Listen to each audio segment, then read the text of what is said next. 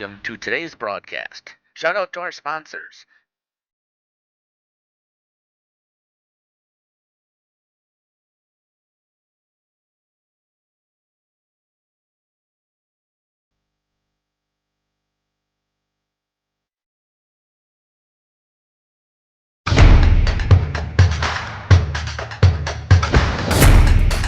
And now for our broadcast.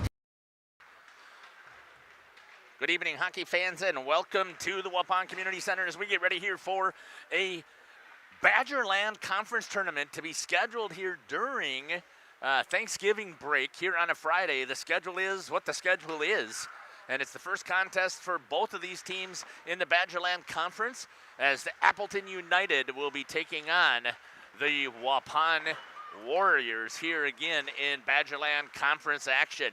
This should be a pretty good contest, at least to start out, as the two teams are going to feel each other out, and then after that we'll see if the Waupun Warriors are able to take care of business. I am excited about what this team is going to put together. We'll talk about some of the stuff in the pregame after we get some love from our sponsors. We'll be back. You're listening to Jeff Sauer with Justin Schwartzmiller, and we'll also have Jameson Cook with us. We'll be back. Sam's are thankful to be involved in supplying the well water needs of people all over Wisconsin. Sam's Well Drilling, well worth it. Katie's Log Cabin is a great place to stop for lunch or dinner. Grab one of the daily specials or check out the full menu. Katie's Log Cabin specials include Tuesday is pizza, Wednesday is wings, Thursday is a rotating special, Friday and Saturday is fish fry, Saturday is also prime rib, and Sunday is a broasted chicken dinner. Not in the mood for a special? Katie's has you covered with full menu options, appetizers, salads, wraps, pizzas, and sandwiches. Katie's Log Cabin Restaurant in Oakfield. Life is better at the cabin. We've always been a family that thinks about spend, save, give. It was refreshing to find a financial company that echoed that mentality. With Thrivent, it's more than just about gaining financial confidence. It's about how you can use your resources to create change in your community.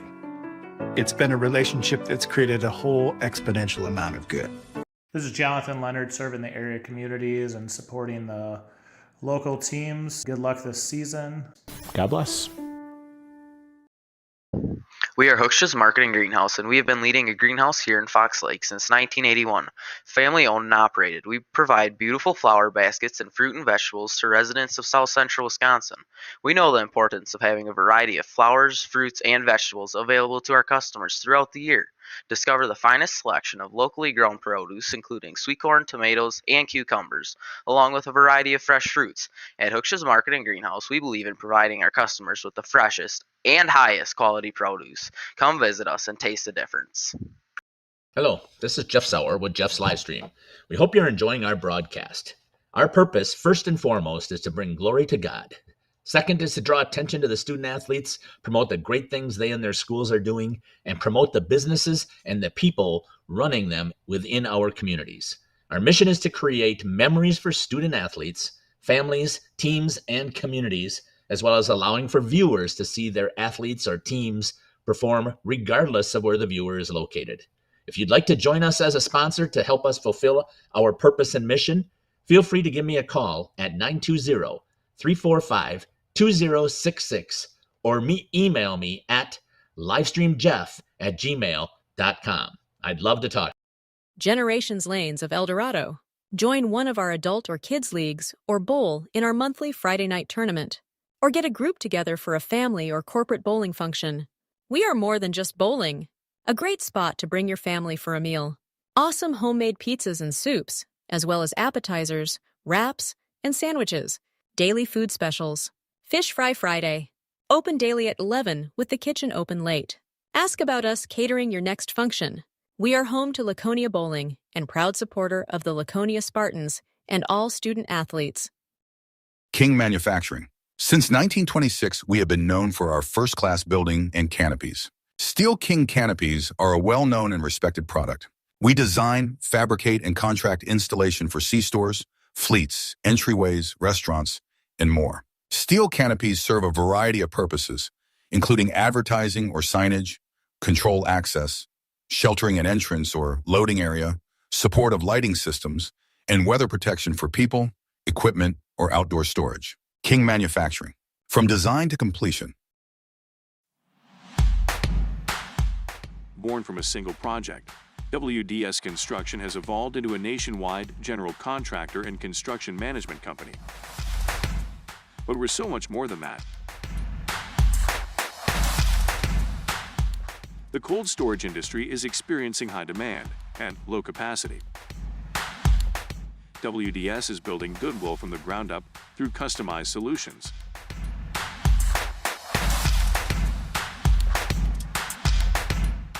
WDS is committed to outservice the competition and overdeliver for customers. A client-driven experience without question. Today, we're driven to be better in order to build better. Whether you enjoy the sunshine of summer with boating, jet skiing, UTV riding, mowing lawn, gardening, or camping, enjoy the leaves falling in autumn, getting to that perfect nature walk or hunting, or enjoying the Wisconsin snowfall hiking, four-wheeling, snowmobiling, traveling across the state, or just driving up and down your driveway, call PT Tire and Service for all your automotive and recreational needs. Call 920-346-TIRE. Welcome back here to the Waupun Community Center as we get ready here for this Badgerland Conference action. 1:10 left here on the warm-up clock, 12 minutes to do the Zamboni. So joining me today on the broadcast, I've got Jameson as running our portable unit, and I also got Justin here announcing with me. I love it when the two of us are working together here because Justin is great at explaining some of the hockey beyond what I provide for you. So let's talk, Justin. Let's talk a little bit about the Appleton United team here tonight in this Badgerland Conference tournament or conference game. Yeah, so Appleton comes into tonight 1-1. They beat Green Bay United earlier in the year 8-2, and then took a 1-0 loss to Milton last week. Sam West is their head coach. They are total, obviously, they're 1-1. 2 games played, 4 goals for, and 1.5 goals against. 50% power play and a 100% penalty kill. Too early in the year to really talk about the power plays and the penalty kills. Braden Coda is a guy that I actually had highlighted in my notes as one of their best returners from last year. They didn't have a down year last year in terms of Appleton United. Their best returner is Jack Kangas, actually, but Coda comes in with 2 goals. Kangas has 2 goals, and Gage Rowe has 2 goals. Leading in assists, it's a 4-way tie between Braden Coda, Jack Kangas, Ethan Chosa, and Marek Zimmerman. Coda and Kangas tied with 3 points apiece, and Gage Rowe with 2. And then I also had highlighted their goaltender, Brandon Toback. Yes, all conference last year, right? Yes, and he comes in last year, or this year so far, he's got he's 1-1 with a 1.5 and 965 save percentage. And I mean, I looked at some of his stats last year, and it was kind of hard to write them down for me because they had a very rough season last year. But I did have a chance to actually watch him play once last year, and he really did impress me. But so far for team stats this year for Appleton United, they scored 2 in the first, haven't given one up in the first yet. 3 in the second, given up 2 in the second. 3 in the third, given up 1, and they've scored 8 and given up 3. So far so good for Appleton United after a down year last year.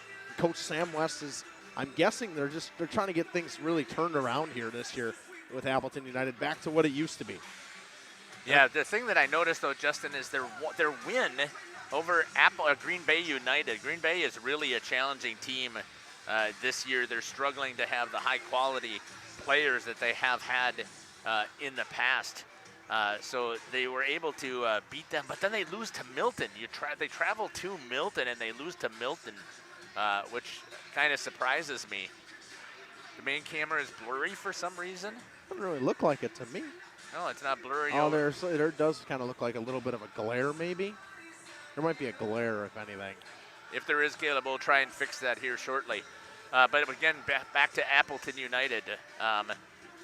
Anyways, that's kind of what I noticed from this team, that they beat Milton or lost to Milton 1-0 in the third on the road. So that's the difference of why they are currently 1-1. And it's for a program that in the past was fantastic. Appleton United, I mean, Right. when Caleb and I were in high school, they were great. I mean, they were top of the conference almost every year all the way until our senior year, but things are on a down, but they got a younger coaching staff right now, which I like to see. You don't see a lot of younger coaches, but Appleton United, Sam West, and I think he played for them. I think one of the Watson's coaches as well, right? I cannot if recall, but I think so. They did, right.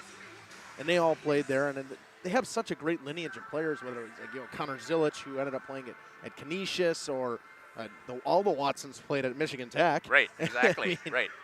So what I did notice also, and I had a chance to talk to Coach West, is he had talked about that, yes, they're smaller in numbers this year. He says they'll still be able to compete, but he's very excited about what they got coming up. He said their Pee Wee team is really loaded at Appleton this year. And yes, obviously they split time, they split players with Fox Cities, he said, but from what he was able to tell, the majority of them are still going to be coming to Appleton. Yeah, you got to split three ways there, whether they're going to Neenah, they're going to Fox Cities, or they're going to Appleton United. Yeah, right. That is a possibility that they could jump to the other schools as well. But it's just, I'm shocked when you have the three major high schools in Appleton all combined together and struggle to put together a JV team. And for how many years did we talk about what Appleton should break up because they had so many numbers? Right. They'd get like 60 kids to come out. And now, it seems a little bit different than it used to be. Right. But absolutely. hopefully the program's back on the up and up. When they're up and good in the Badgerland, it is really fun to watch. Badgerland Conference in general is fun to watch on any given day. We know that for a fact, that any team can win. We're going to step aside here and give some more love to our sponsors. We're going to come back with an interview with head coach Nick Tank, and then we will talk about the pregame information here for the Waupun Warriors. You listen to Jeff Sauer along with Justin Schwartzmiller. Jamison Cook down on the portable. We'll be back here on Jeff's live stream. Is a great place to stop for lunch or dinner. Grab one of the daily specials or check out the full menu. Katie's Log Cabin specials include Tuesday is pizza, Wednesday is wings, Thursday is a rotating special, Friday and Saturday is fish fry, Saturday is also prime rib, and Sunday is a broasted chicken dinner. Not in the mood for a special, Katie's has you covered with full menu options, appetizers, salads, wraps, pizzas, and sandwiches. Katie's Log Cabin Restaurant in Oakfield. Life is better at the cabin. Welcome to Hooksha's Marketing Greenhouse. Here at Hooksha's Marketing Greenhouse, we are proud to provide South Central Wisconsin with the most beautiful flowers and freshest fruits and vegetables. In the fall, we have many varieties of squash and pumpkins, to just name a few. We are also proud to offer one-of-a-kind gifts like hanging baskets, iron hangers, decorative planters, and concrete statuary. Don't forget to check us out on Facebook for more info and pictures. So come on out to Hooksha's Marketing Greenhouse, located on Highway A between Fox Lake and Randolph, and you'll be glad you did.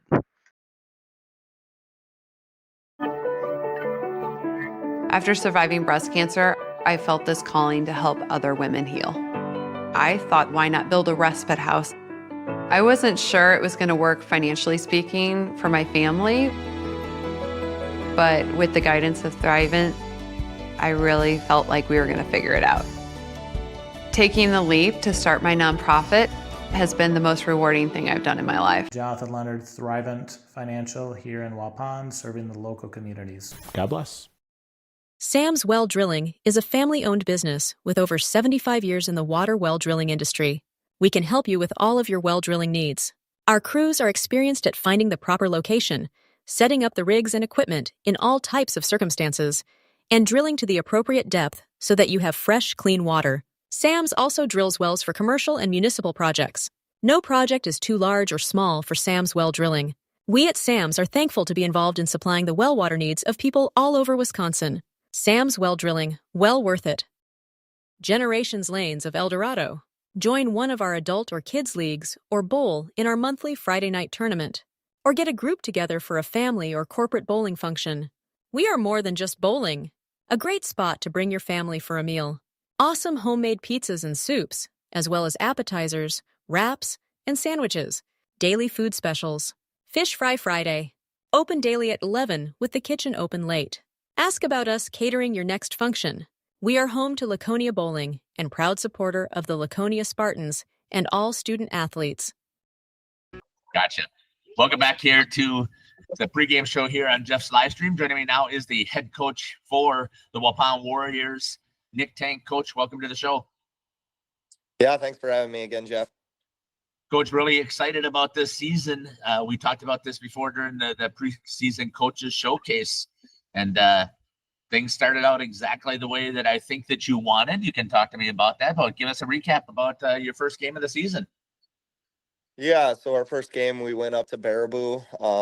We know they're a tough team. They forecheck hard. They're usually pretty aggressive. So I was wondering how our younger kids were going to respond to that type of game, and I was super impressed, very proud of the effort they put in. They were really forechecking very strongly. And so, yeah, we had some adversity that we had to face. We played with 3 defensemen for most of the game. So those younger kids going and spending some quality time in the offensive zone made that possible. And so, yeah, it was a great game all around by our team, offensively and defensively. I love the effort that our kids put in the back check too. And it came out with a 5-1 victory, correct? Yep. Yeah, that's correct. So a couple kids, Italian, we had a freshman get his first varsity goal. So that was cool. And then a sophomore netted 2 of them. And then we had Hayden Reeder, our senior captain, with 2 goals as well. So we're expecting that effort from him day in and day out. And it was a cherry on top for those other 2 kids. And on the backside, obviously, in net, Blake Coker had a solid night, it looks like. Yeah, 95% save percentage. He was seeing the puck really well. He did a great job all night, controlling the rebounds, covering things up, kind of really quarterbacking the play back there for the guys, being vocal, being a leader. If I remember correctly, also just looking at a few of the stats, I believe you outshot Baraboo quite a bit, 38 maybe to 20 something. Yeah, yep. So it was, like I said, I was really happy start to finish. I felt like the game was tilted our way all 3 periods. So I just really enjoyed the effort. And we talk about in the locker room about winning each shift. And if you go out there and win your shift, you're going to like the outcome at the end of the game. Well, congratulations on the great start. Let's talk about tonight's contest here. So first of all, it's a Badgerland Conference opponent, and it's during Thanksgiving break. So just give me a little bit of about what you know about Appleton, and then what are your thoughts on playing this Badgerland Conference tournament here on a Friday? Yeah, the Friday games are a little bit different this year for us, but we're trying to work in that a little bit more into our schedule. It just opens things up for youth practices a little bit more. So we want those kids to get all the ice time that they can get to develop so they're ready to go when they get to us. And yeah, I mean, we get the schedule from the conference commissioner, and we have a time frame where we have to play these games. So it just works out for both of us to be on the Friday night of Thanksgiving break, which hopefully, because the kids are off of school and most people maybe are around looking for something to do in the community, hopefully the rink will be full up and it'll be a good atmosphere for us. Yeah, I was wondering how the impact of deer hunting and how does that change your also not having school changes up quite a bit than regular routine. I was just wondering how you addressed that with the team. Yeah, so I mean, the kids are pretty good. We have a good group of leaders, and I know they had already talked about they're doing a team breakfast today to get everybody up, try and keep things as normal as possible. Just trying to make sure that you're really doing the right stuff before the game. But I think once the puck drops, they'll be ready to go. Talk to me about what you know about the Appleton team. Yeah, so I can see right now they're 1-1. They have a pretty big win that they took over Green Bay United. And then they lost 1-0 to Milton. I know just looking at their roster, I think they might be a little bit young. Their team is not very big. This was something that came up in our preseason meeting. They're only playing one level this year, so numbers are a little bit low, but I know their goalie is strong. He was all-conference goalie last year, Brandon Tobach. So, if he's seeing the puck clean, we're going to have to do a good job of getting in the lanes, having multiple layers of traffic, and then capitalizing on rebounds if they're available. So that's kind of always the game plan, get to the dirty areas and try and win those types of battles. Anything else you'd like to add here on the pregame, Coach? I don't think so. I think it's going to be a great night for hockey. I hope everybody comes out and supports their Waupun Warriors. We'll look forward to seeing you there. It sounds like it's going to be absolutely a great atmosphere. I can't wait to see this Waupun team get rolling. We've had the privilege to see Fond du Lac. We had the privilege to actually cover Springs playing Nina in their Badgerland opener. I'm glad that we have the opportunity here to cover Waupun and Appleton in their Badgerland Conference opener. It's been the head coach here for the Waupun Warriors, head coach Nick Tank. We'll be back after these messages here on Jeff's live stream. Hello, this is Jeff Sauer with Jeff's Livestream. We hope you're enjoying our broadcast. Our purpose, first and foremost, is to bring glory to God. Second is to draw attention to the student athletes, promote the great things they and their schools are doing, and promote the businesses and the people running them within our communities. Our mission is to create memories for student athletes, families, teams, and communities, as well as allowing for viewers to see their athletes or teams perform regardless of where the viewer is located. If you'd like to join us as a sponsor to help us fulfill our purpose and mission, feel free to give me a call at 920-345-2066 or email me at livestreamjeff@gmail.com. I'd love to talk. Welcome back here to the Waupun Community Center as we get ready here for this Badgerland Conference game between the Waupun Warriors and Appleton United. Justin, give us a little bit of pregame information that you have here for the Waupun Warriors. Yeah, so, I mean, obviously your best player coming back, Hayden Reeder. Everybody knows that. But last year he had 17 goals, 6 assists, 23 points. He scored 2 goals in the opener against Baraboo. So he's a senior this year. And then no points so far for senior defenseman Chase Beam, but I really want to highlight him because of his physicality play. He's only a junior. And junior defenseman. Last year he had 10 goals, 7 assists for 17 points. And then so far this year we have Krentz. Cam Krentz had 2 assists. That whole line, right, or 2 goals last year, if I remember correctly. It was Krentz, Fromholtz, and I got to find his name. Flegner played together, all played together, and they all had 2 points apiece in the 5-1 win. And your Jeff's favorite position, your goaltender coming back, Blake Coker, had a fantastic season last year, 12-9 with a .245 and a .911. I will say this: if you are under a 3 in high school Wisconsin and over a .900 save percentage, it is very good. Yeah, exactly. Well, I was trying to check out one of our other features that I normally have here. I could not get it added in. Both of the teams, the officials have come out to hit the ice. Both of the teams should be coming out here soon. Got Jameson down below, I think, right there. Is that his camera shot that's there? That's awesome. That's mine. Yeah, I know. I was just trying to, because it should have fallen. So I'm going to switch. We got Jameson running on our portable. I also got our goal cam up here operating over behind. It'll be on the Zamboni door side. So Appleton United is coming in over on the door over where the officials normally come in. They're coming here to hit it. And again, I want to give a shout out to all of our sponsors here. Our newest one jumping in, Caleb and I had a chance to go over to Generation Lanes and connect with Jeremy Brenner over there. And he decided he was going to jump in. He's going to jump in all through baseball and softball as well. He really is on the Laconia bandwagon per se, but he said that he loves all athletes as well and thought it would be fantastic to connect with wonder why. I got to see if I can fix that brightness here. And all of a sudden we lost there. Jamie's, it's got a glitch again that's happening here. So we'll see if we can figure out why that is happening. I think it looks like we got it taken care of. So we'll get on that portable. So you can follow them skating around, Jameson. There you go. There you go. That's better. I'm trying to get my antenna working here. That's part of the. Might be some interference with the other. The goal cam probably. Might be there, so we'll see what we've got going on here. And now the goal cam's lagging. That's what I think is happening. I think both of them are interfering with each other. You can hear Scotty Van Galen, a longtime announcer here for the Waupun Warriors. It's a little bit dark, so I'm going to have to see if I can check the menu stuff on that and change it on that main camera here. So you can stay here, JMO. You're right on those individual players as they skate up to you. Perfect. One forward is number 3, Ethan Chosa.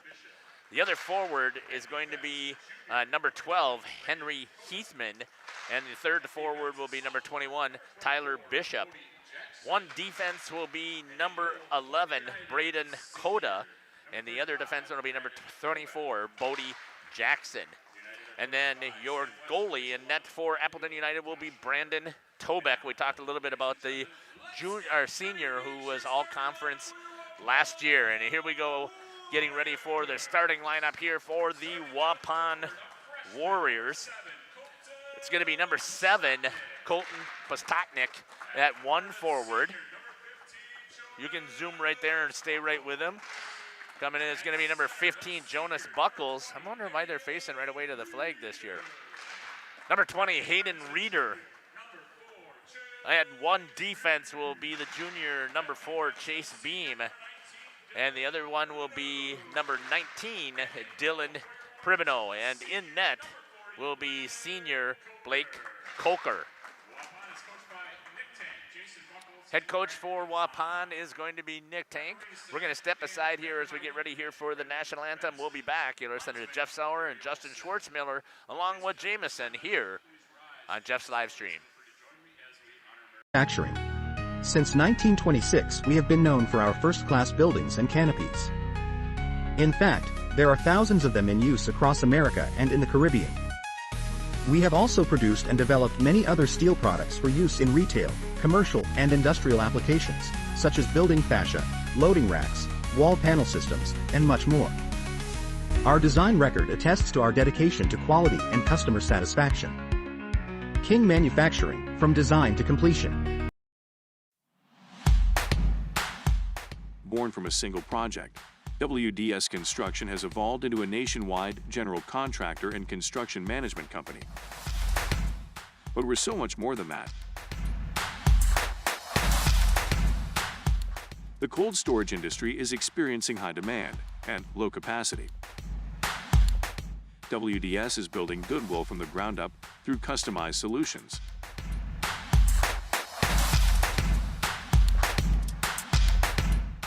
WDS is committed to outservice the competition and overdeliver for customers. A client-driven experience without question. Today, we're driven to be better in order to build better. PT Tire and Service has been at 301 East Clark Street in Brandon for over 20 years. The owners, Tony and Pam Sauer, are dedicated to their community and their customers. They serve the auto repair, tire, and wheel needs of customers in Brandon and the rest of central Wisconsin.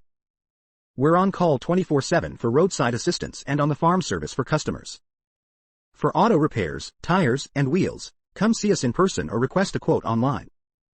PT Tire and Service, you make the call and leave the rest to us. Call 920-346-TIRE. Katie's Log Cabin is a great place to stop for lunch or dinner, grab one of the daily specials, or check out the full menu. Katie's Log Cabin specials include Tuesday is pizza, Wednesday is wings, Thursday is a rotating special, Friday and Saturday is fish fry, Saturday is also prime rib, and Sunday is a broasted chicken dinner. Not in the mood for a special, Katie's has you covered with full menu options, appetizers, salads, wraps, pizzas, and sandwiches. Katie's Log Cabin Restaurant in Oakfield. Life is better at the cabin. Welcome back here to the Waupun Community Center as we get ready here for this Badgerland Conference Tournament, or conference game. Why do I keep saying tournament?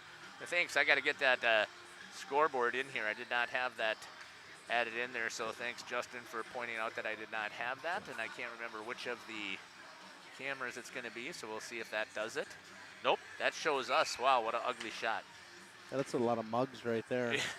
So let's see if we can get the other one. See if that works. There we go. I got to fix that camera, and I will get to it.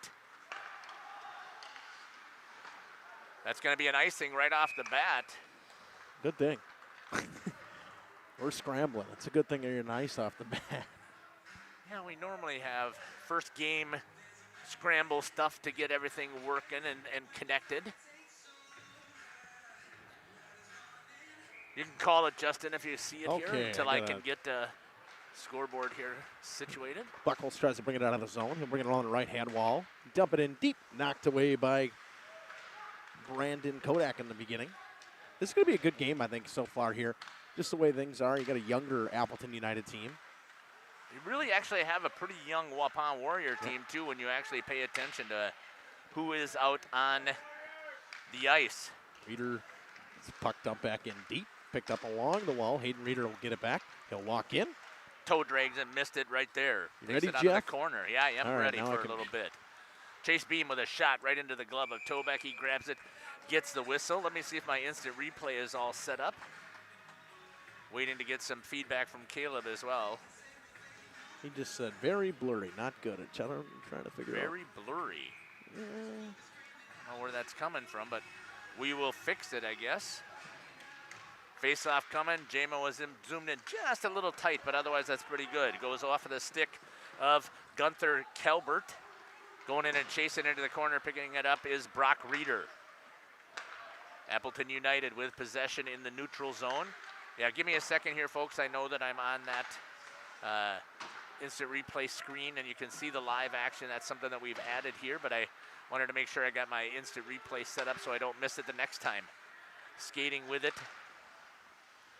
I'll switch cameras as maybe it's the cord. Good save there by Coker to put it into the corner as the puck was just floating. Comes right back out in the slot. Going to be cleared. That's going to be number 12, Ben Bradley. It's almost like it's got a little bit of a glare from the lights. Could be. You guys get new lights It's going to here? be dumped in. No. Seems bright in here for some reason. Well, we brighten that up too, and we can change the... I did. I fixed it before. I'm going to put it back even more. Take the exposure down and see if that makes a difference. That's not too bad, I don't think. Let's see if... But Caleb, you'll have to see here in 30 seconds what it looks like. Jamo down in the corner. Got to be able to pick up that good hit there. That's a perfect zoom right there. Picking up the players coming around the corner. Comes out to the blue line. Breaking back the other direction.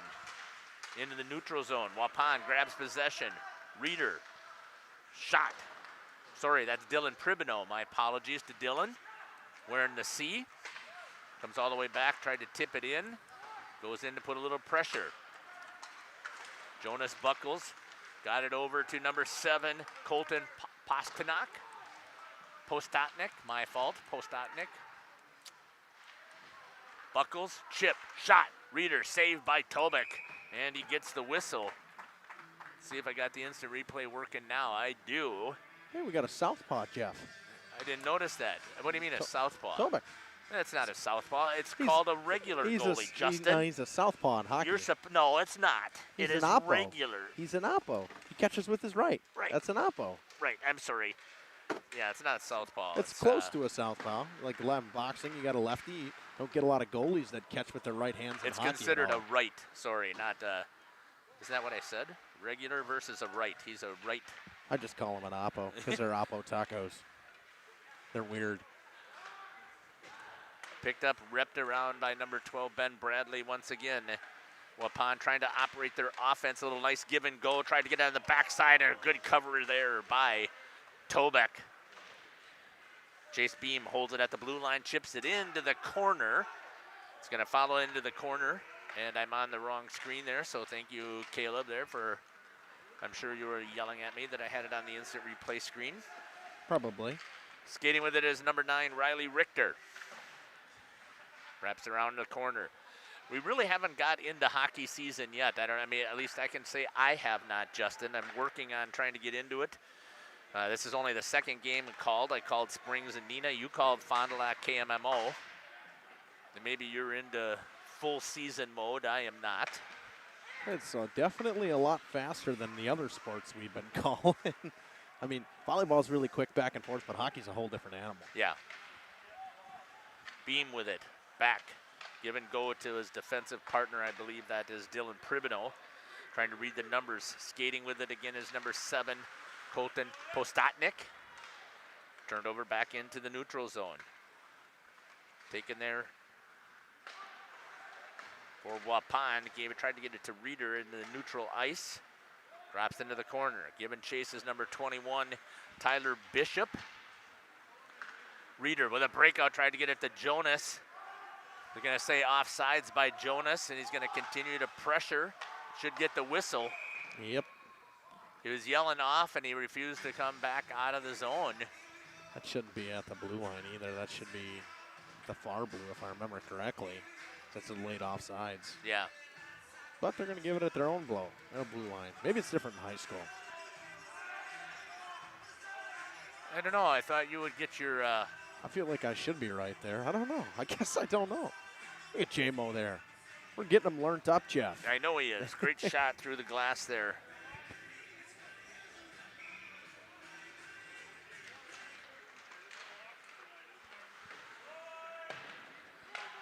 Drops it down into the corner.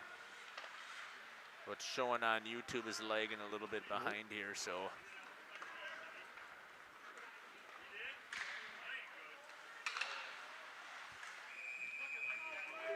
Gonna test Blake Coker early. Coker grabs the save.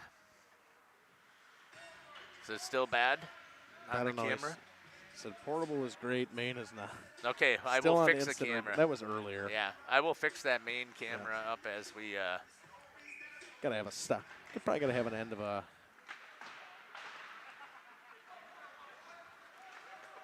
Well, all of a sudden I lost YouTube. Uh-oh. Still sending stuff out. Still sending stuff out. Yeah, I'm hoping so.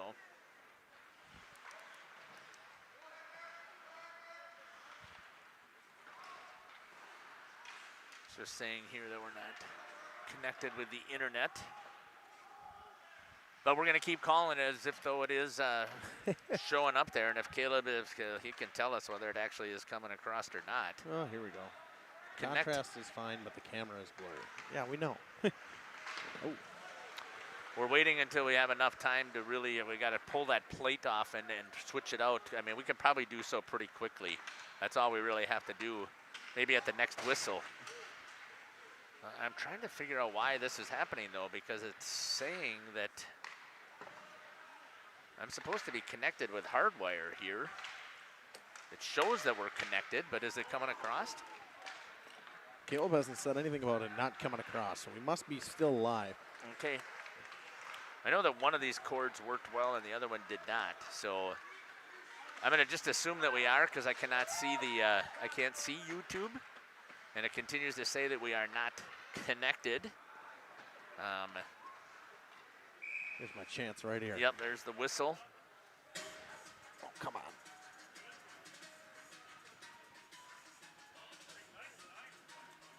Easy. There you go. I was yiggling it. It doesn't need to yiggle. J-Mo, can you shoot so we can get that? Go ahead. Yeah. Let's switch it over to the J-Mo cam. That's what I'm going to call it. There you go. For about another 30 seconds skating back this direction. Yep. Get Shido. Turnover in the slot. Tried to get it all the way around right there, but this number 22 of Waupun. I can't tell when they get their jerseys tucked in. That makes it difficult on me, Jeff. No, where's the... Oh, the power cord's over here. There's one of these. Maybe it got knocked down. No, I can't find it. There's so many cords over right here. here. There it is. All right. Before I knock this down. Before she goes dead, J-Mo's got us covered, though, with the portable camera, so great shot right there. All right, I'm alive again, Jeff, here. And a goal is scored. We had a tip in front right there, I believe, actually. Let's see if we can see it, if J-Mo got it right there. It's number 16 for the Warriors. That's Cam Flegner. Cam's out with a shot. We'll see if we got it at 9:57. First goal scored.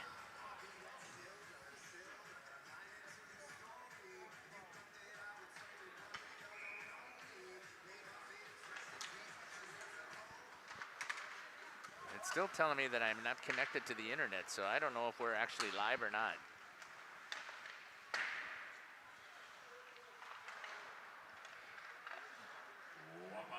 He said this. Caleb said the stream is fine.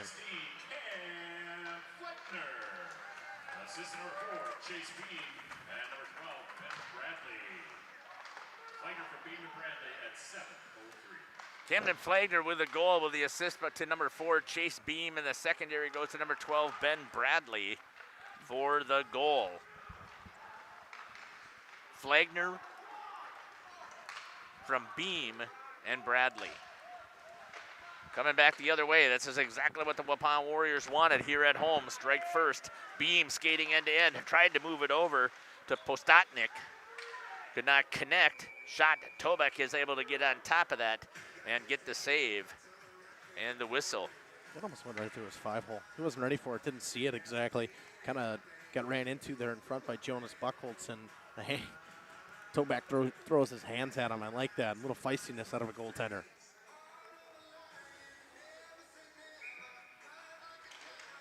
Face off right down in front of Tobek. Comes back out. Picked up there by Cameron Krentz.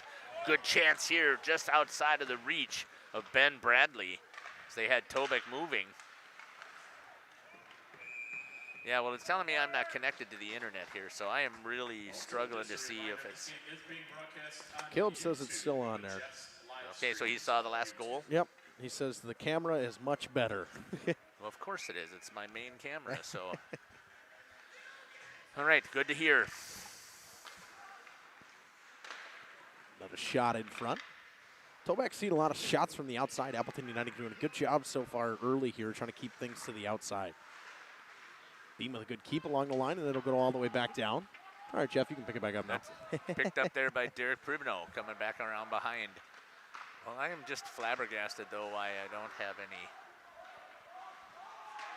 internet that I can pick up with YouTube, so I'm struggling to see why that is the case.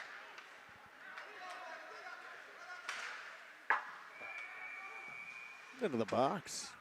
Watch out, Scotty. New sound system here, Justin. I don't know if you noticed it with the new speakers, but it definitely sounds, it doesn't sound as tinny. It's also got a nice, with the announcing, it's nice and crystal clear that you can hear it. Good job there by JMO zooming in. A leggy.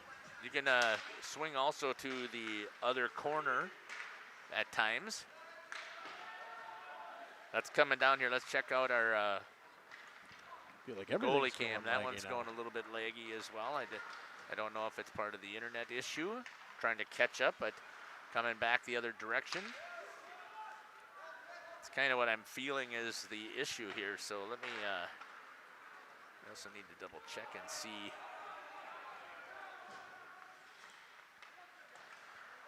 That should not be happening, but it is because we've got an issue with internet here. So I was just talking with Mr. DeBoer down below about that, and he was wondering about how the connection was going, and I said, oh, it's great. And then all of a sudden we have this. We jinxed ourselves. I know we did. Might be able to do that same thing and brighten that one up just a hair, but it's not too bad. But maybe we'll do it during maybe the intermission. Sorry about the camera glitching like this. Ooh. Good hard hit over there by Hayden Reeder. Beam. Was that Beam? Yeah, it was Beam. Gave Marek Zimmerman a little bit of a welcome to the Waupun Community Center. He's going to chip that around Brock Reeder. Good hustle playing by Burke Kozlowicz. And once again, Chase Beam stops the attack coming around the back of the net. We're still glitching, right? Yep. Little bit, yeah. I really don't want to mess with our connection.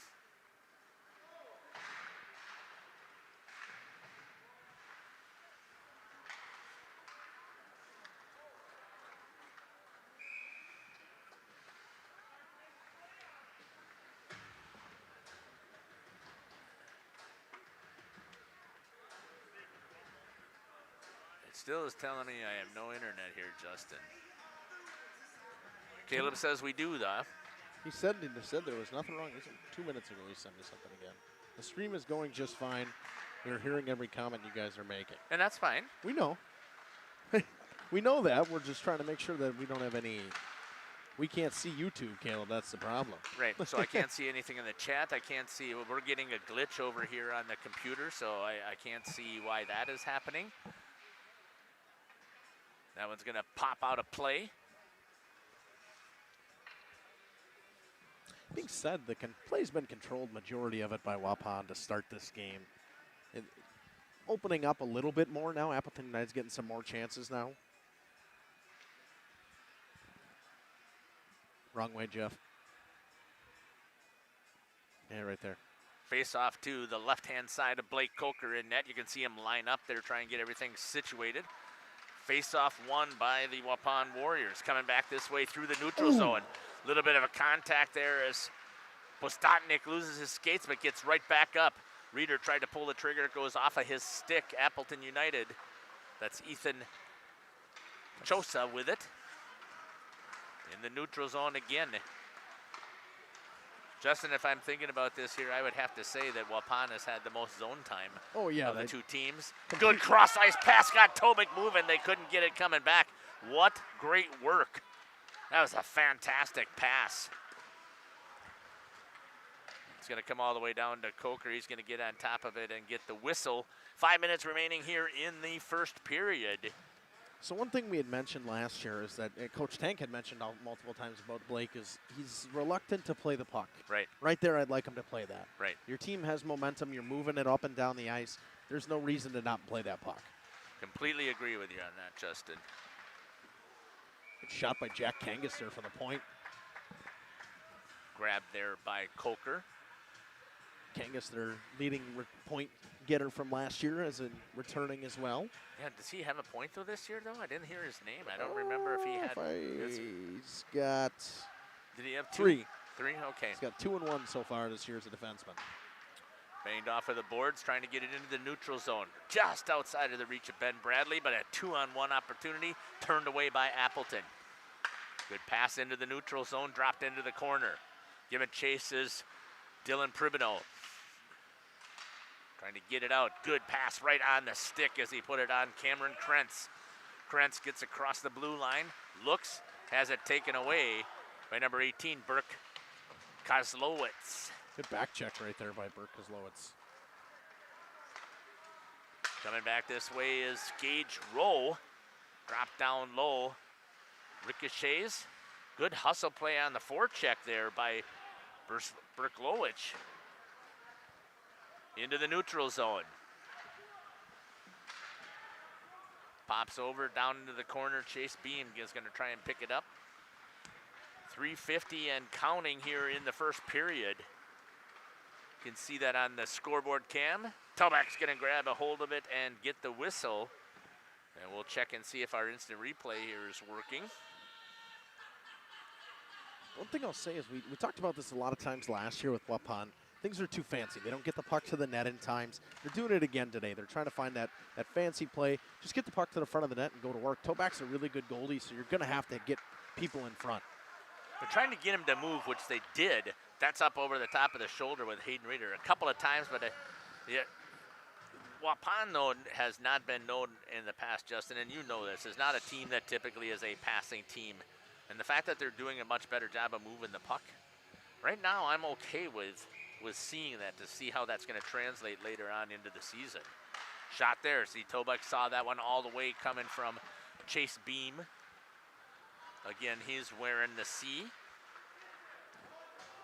There, that's one thing I just want to see more of is those shots from Chase Beam, but we need to get guys in front of the net. They scored the goal Looking off for of getting those ricochets, screens. yep. That I would agree with. Our mustached official is back, Jeff. I didn't even notice. Oh, yeah. Our linesman. Are they going to say that there's too many? That hit the referee or the linesman, I'm pretty That sure. It could've went been, into okay. the bench, but even if it hits the linesman and goes into the bench, it shouldn't be in the zone. I would agree with it. Yep, and that's what they're good job on the call by the actual referee. Yeah. We've seen these gentlemen too before, and I think we've seen this crew a lot. Yeah, we have. I'll have to see if I can get it from Scotty who the names are, because he'll keep us posted as well. He does a great job with that. One of the nicest guys around the rink to get us the stats every time. That is awesome. Did a great job of telling people to come and watch it here on the live stream. If you're at home, let other people know. Boy, that was a dangerous puck there. Nobody wanted to play it while it's sitting in front of Tomek. So both teams just really seem like they're feeling each other out right now. Still, which is yes. strange here going into the 2:45 mark of the first period. He's going to rip around the corner. Beam tried to pinch. Good recovery, help with Ben Bradley. Backs it out to Pribino, that time off of the skates. Beam comes back to help out. Uses the net to pick, changes directions.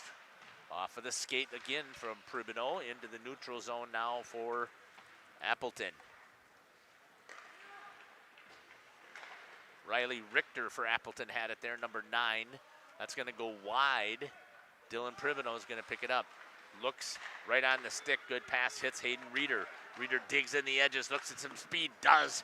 But a great job there by Tomek, getting all the way out to the top of the crease. That was such fantastic play. Puck sitting loose. Good job there by the defense finally to come back and clear it in Jack Kangas. You can definitely see why he is their leading point scorer returning. He's a very good defenseman so far. He's got great skates yeah. and great sense there. I mean, when he knew he had to help him go get that puck.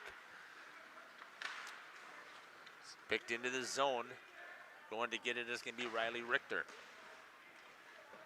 Into the neutral zone, Hayden Reeder with it for Waupun. Swings it over. I think that's number 18. I can't really tell. I think that's Brock 18, Reeder. Yeah. There it is. It popped out of the breezers. So the two brothers on the ice. Good job on the attack there by Blake Coker to put that one as he comes powering out. 108. Just pointing outside here. Someone knocked the net off, I'm guessing. That's what it looks like. Yeah. Yep. The one thing I will say I can notice right now is the size difference between Waupun and Appleton United is humongous. I mean, Appleton United is small compared to Waupun. Their forwards have no size compared to what Waupun has, and Waupun's always been known as a physical team, so they're going to want to use their physicality in the zone tonight. There you go. Good zoom in there as we switched over to Jamison. 1 minute left here in the period. Going to try and pick it up.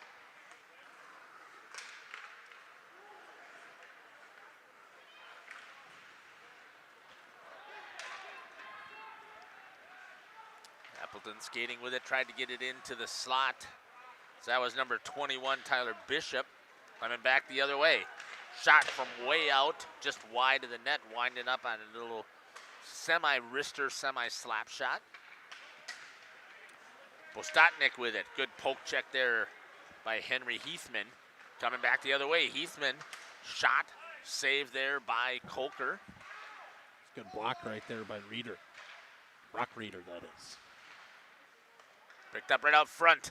Nice job there again as Chase Beam lays out. Puts the body in front to stop that attack on Coker.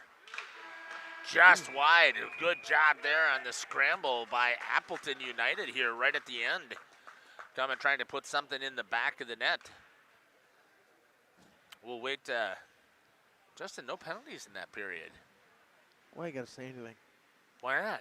Because then there's going to be like 10 of them in well, the next that period. slows things down. It gives us a chance to get caught up with everything. Saves. Yeah, that sounds about right. I'd say so. 14 saves for Brandon Toback. That gives him 14 out of 15 shots. And 5 for 5 so far for Blake Coker. We'll step aside here, give some love to our sponsors, and we'll come back and we'll give a recap here in at the Waupun Community Center as Appleton United and the Waupun Warriors are taking each other on. We'll be back. Sam's Well Drilling is a family-owned business with over 75 years in the water well drilling industry. We can help you with all of your well drilling needs. Our crews are experienced at finding the proper location, setting up the rigs and equipment in all types of circumstances, and drilling to the appropriate depth so that you have fresh, clean water. Sam's also drills wells for commercial and municipal projects. No project is too large or small for Sam's Well Drilling. We at Sam's are thankful to be involved in supplying the well water needs of people all over Wisconsin. Sam's Well Drilling, well worth it. Welcome to Hooksha's Marketing Greenhouse. Here at Hooksha's Marketing Greenhouse, we are proud to provide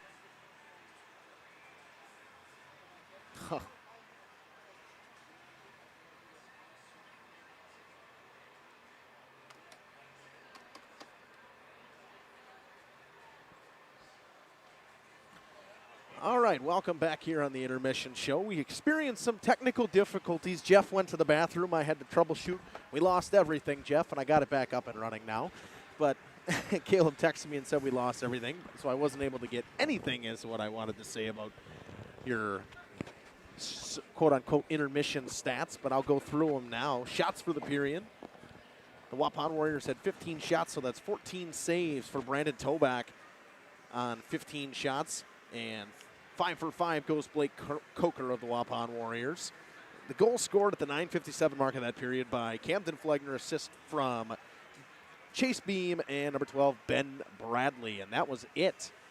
Jeff, that really seemed like a real feel-it-out period for me, and there wasn't a whole lot of anything else that went on in that period.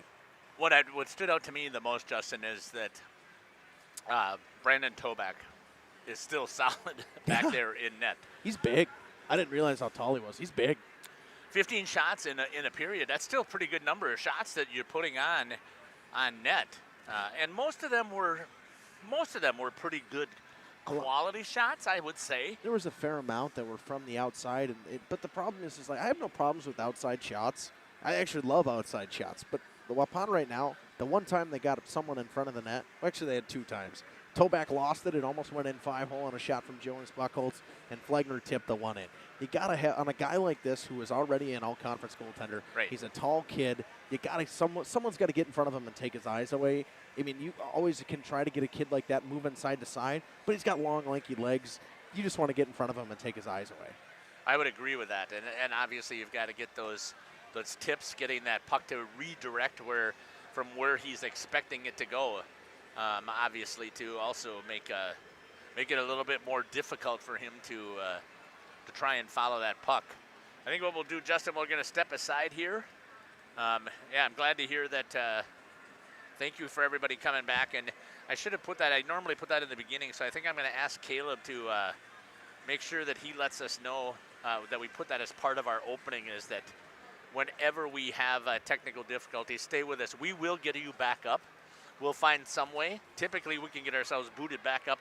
Usually within 2 minutes, we can get the whole thing back up and running. But sometimes it takes a little bit longer depending upon internet connection. But we're up and running. We're going to step aside, give some love to our sponsors, and then we'll be back here and talk a little bit about what we expect to see coming out here in the second period. You're listening to Jeff Sauer along with Justin Schwartzmiller here on Jeff's live stream. We'll be back. Since 1926, we have been known for our first-class buildings and canopies. Did you know we do all kinds of metalwork? We offer a variety of decor available for purchase from other businesses. Designs range from holiday decor to sports to hobbies. Finished items can be wall hangings, outdoor garden decor, coffee tables, and so much more. If you are looking for address plaques, property signage, or awards plaques, King can make them. These are highly customized and durable products with your own street number, name, or event. A variety of fonts are available, and we can add our automotive-grade paint in a custom color, suitable for indoor or outdoor uses. Pricing varies. Call Joe Barnes at King Manufacturing. From design to completion. Born from a single retail project, WDS Construction has evolved into a nationwide general contractor and construction management company. But we're so much more than that.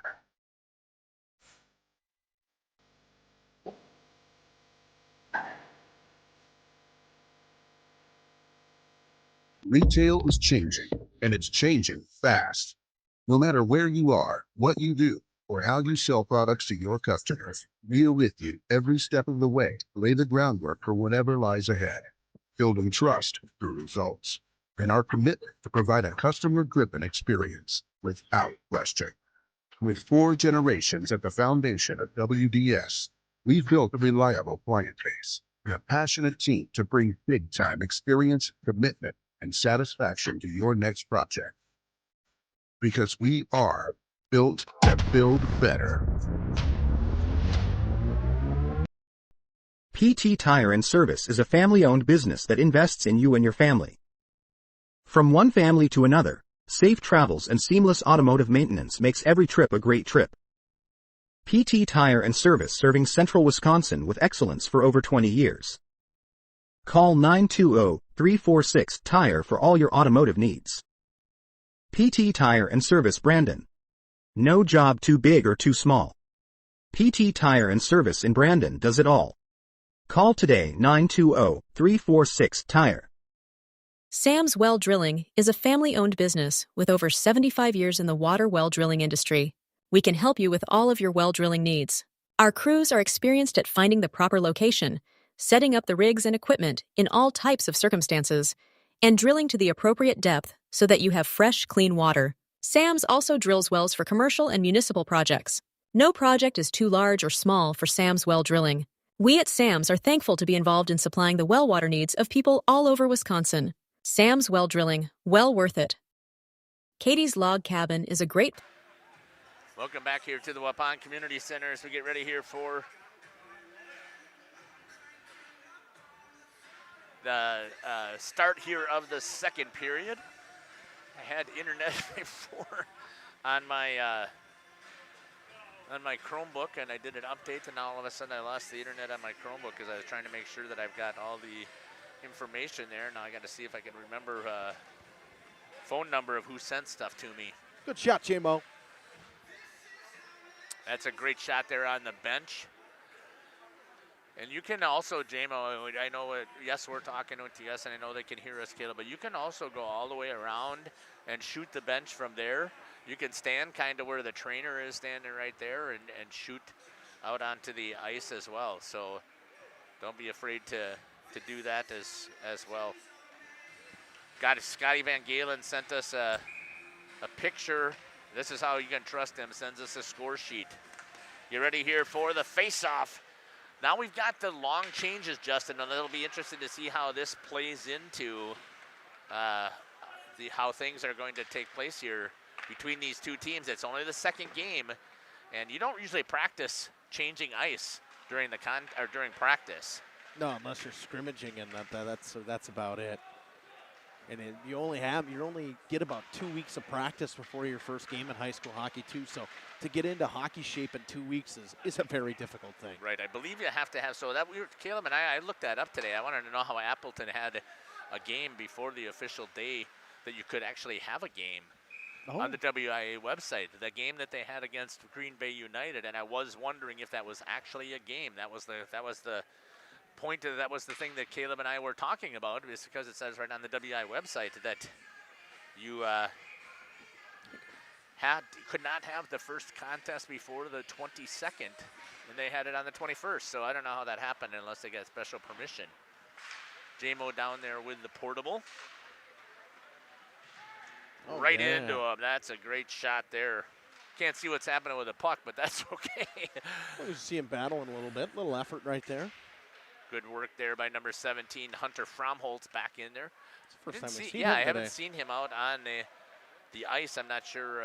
Sometimes there's consequences for the deer hunting. Who knows? Not for missing a practice or something like that, you may have to sit a period. The same thing here, skating the other way is Camden Flagner as he turns around to Fromholtz. Yeah, this whole line is almost completely different here. I didn't see Flagner out there the first period either. Camden scored the first goal, Jeff. Oh, so that's why I didn't see him. Oh, yeah, my apologies. Like I said, still getting into hockey shape. I was checking all the equipment. It looks like we have our first penalty. Nah, hand pass. Nope, hand pass.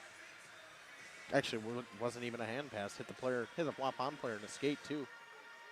Yeah, I saw the signal from this guy with the orange stripes give that same thing, though. Hand I pass. think we're arguing it right now with the officials here. I think they are arguing it. Let's see. Well, I think they're clarifying. I don't think they're arguing. Well, the Appleton United coach, he's on the top of the bench, and he's pointing right at the official. Didn't seem too thrilled about it. They're trying to He's say still not happy. Yep. Face-off coming back. Yep. Supposed to be in the zone because it was a missed call. Got it. Good hustle play here by Hayden Reeder. They look a lot faster just in this period already. Now, maybe that's because it's the beginning of the period, but I thought they started a little sluggish. They didn't show all of the skill level I thought that they could have demonstrated. They picked things up quite a bit.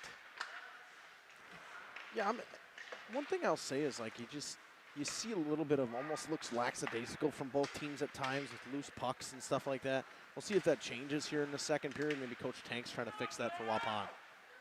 Jonas Buckles had it there for a second, lost it, comes into the neutral zone. Appleton trying to get something rolling, coming back with Ethan Chosa, and right into the belly of Blake Coker. He's going to get the whistle and the save. I'd like to see a little more here from Appleton United, too. Towards the end of that period, they looked really good, actually. So I would like them to get back into it. Number 18, Zimmerman, Merrick Zimmerman, he's been throwing a couple hits here early. And another thing that I haven't heard is I'm a big believer in bench life. Yeah. And get your attitude up on the bench, and neither bench is saying a word. Nope, they're not very excited. I mean, there's some coaching that's going on over there. Comes away, good job there by Tobek to fight that baby off and put it into the netting. He's having a conversation with his defenseman about what he would like to see him do. And I don't know why he's skating away from Tobek while he's trying to help him. So that's Riley Richter. See, if I had a pen that I could draw and show you what I mean there with the forward right there, that's at number 22, so that's Cam Krentz. Krentz right there with a goalie coming that far out of his net, you can't shoot it. Right. You got to just get him to Deke move. Around you him. got to make a move. Yeah. Good hustle play there again by Cameron Krentz to get into the zone. They're calling for offsides. They get back as they entered the zone before the puck got in there, and it's going to squirt over to Blake Coker, and he's going to put the big trapper on top of it and get the whistle. I'm going to be honest, the start of this period to me is quite sloppy for both teams. It just seems sloppy. There's not a whole lot of passes that are hitting each other on the stick right now. Pucks are just kind of going everywhere.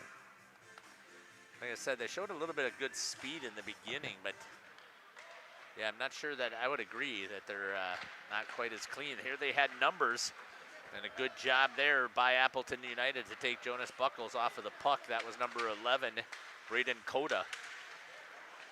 Reeder takes it away, then pulls it back in. Buckles chips it down into the corner. He's going to give chase. He's looking to see if he can center it, makes a couple of moves on the backside there, and Tobek goes down, and Postotnik put it right into the pads. He had him laying flat on his belly. The whole top of the net is wide open and misses. It's a tough shot from that angle, too.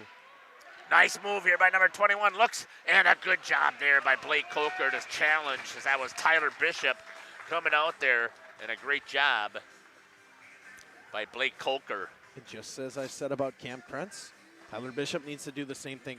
Coker's out above his paint there. As a forward and a guy who was known for scoring goals, that's what I did when I played, you have to make a move to your backhand there, or at least try to get him going side to side or down quicker. To try and shoot it through him, and this doesn't work, you know, and I don't understand where that mentality even comes. I think I'm going to put it right through your chest protector. There's only one guy that could ever do that, and that was Al McInnes, because he could shoot at 105 miles an hour. Yeah. Picked up there by Braden Coda, back into the neutral zone. Taken away on the back check by Camden Krentz. Camden Flagner. At the blue line, trying to get it out of the zone. And hustling after it was number 17, Hunter Fromholtz. Picked up there again on that side was Flagner. Cameron Krentz battling with it. Chipping, trying to get into the zone is Gunther Kelbert trying to get there for Appleton. Taken away by Pribnow. Pribnow, thank you, Dylan Pribnow. Skates end to end off of the stick. It's going to be picked up by Appleton. Uh-oh. Ooh. Shot wide. They had him over here. They got to make sure that especially early in the season, that they're covering when your defenseman's going to go on the attack. That was Jack Kangas again on the shot. That's going to go off, went off the glove of Blake Coker. It was definitely wide, but that's a dangerous play to reach out there with that. Grab it. That Just trapper. leave it go. Yeah, because you Could have ricocheted back into the net. Hayden Reeder coming with it, has numbers, 3-on-2, turns the corner, shot out there, Buckles missed it. Great pass by Hayden Reeder. Does the same thing on the backside again. Bostatnik misses it on the stick. Buckles goes down, wants the penalty call, no call. Gonna be picked up there by Hayden Hoekstra. Comes back the other way. Skating with it is Henry Heathman. He drops it down low, nobody there to help forecheck with him. And it'll be picked up by Hayden Hoekstra. He bangs it off of the board, gets it into the neutral zone, picked up by Hayden Reeder. Good move through the feet. Looking again. That's what I like about Hayden Reeder. He's always looking to see if there's somebody in the slot who can help. Dropped it back this time, and just as I say that, he makes the mistake and doesn't hit it to his defenseman. Although I don't think that's the official defenseman. That is number 18. That is, nope, that's 16. It was Flegner that was covering for Hoekstra as he was in the zone. Yeah.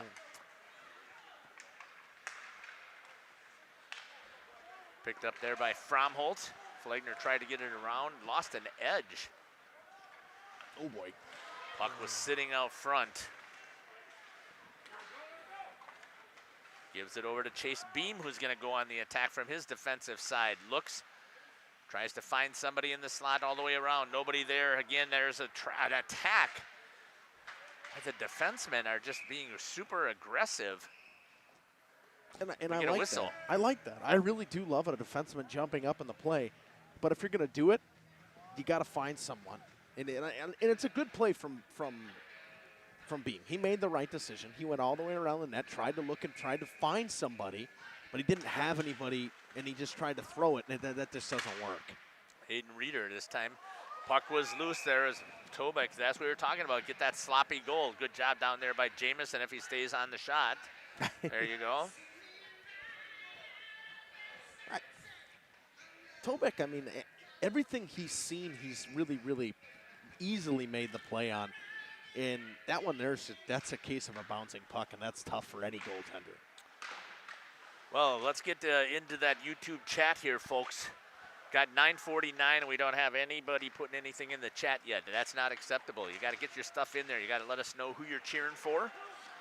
Who's your favorite player? Here's an odd man rush. There's that ricochet off the pad. That was actually great work by Appleton. Unable to execute, though. I think that was Henry Heathman crashing on the opposite side. Shot towards the net, knocked down there. Great play by Brock Reeder. Little POP right there, Jeff. Pass off pad. Yep. Perfect play right there. Just couldn't get a hold of it. I think it was number 6, actually. Logan Quinnett trying to get it on the back door. It was Heathman that took the shot. That's right. Yeah. Comes into the neutral zone. Picked up by Jonas Buckles. He's going to shoot wide. Comes off of the lively boards here at Waupun. Into the slot. Good save there. Camden Flagner once again had a chance on the back door. But a good job there by Tobeck. Trying to get it out and just off of the post. Good work. J-Mo's down there with that camera, see what he can get us for some shots. Good attack here by the Warriors. And that's good job once again.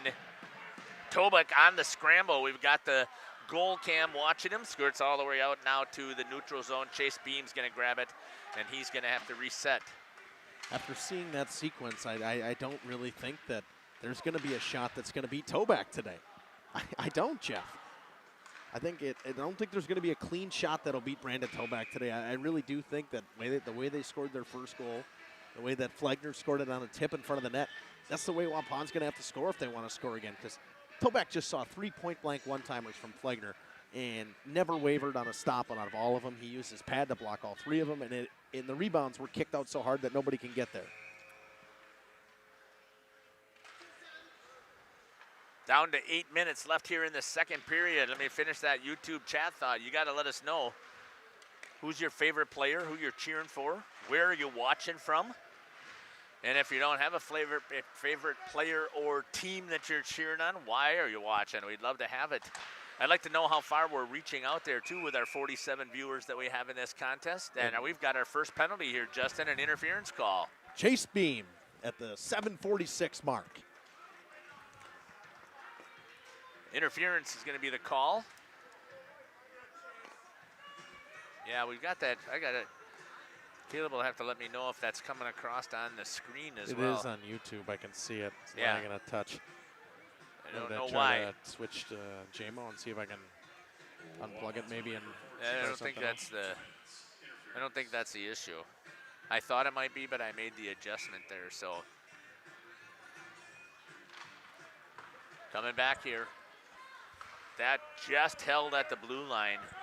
And here comes the Waupun Warriors. This was one of their specialties last year, scoring a whole ton of shorthanded goals.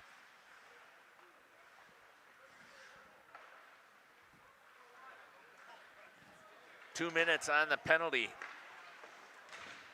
to Chase Beam. The power play not getting set up very well as the Waupun Warriors penalty kill is doing a great job on the attack. That's going to be whipped all the way down. Tobek's going to play it coming off of the board. Good play there by the goalie. Changes directions, gives it over to number 4, Jack Kangas. It just slides wide. That's going to ricochet into the netting, and we'll have a face-off that's going to take place down in the zone. Definitely see why Kangas, I mean, he is as good as he is. You're right, he's got good boots. He's got good feet. He moves really well as a defenseman for this Appleton United team, and it's good for them to have a defenseman leader as a younger team.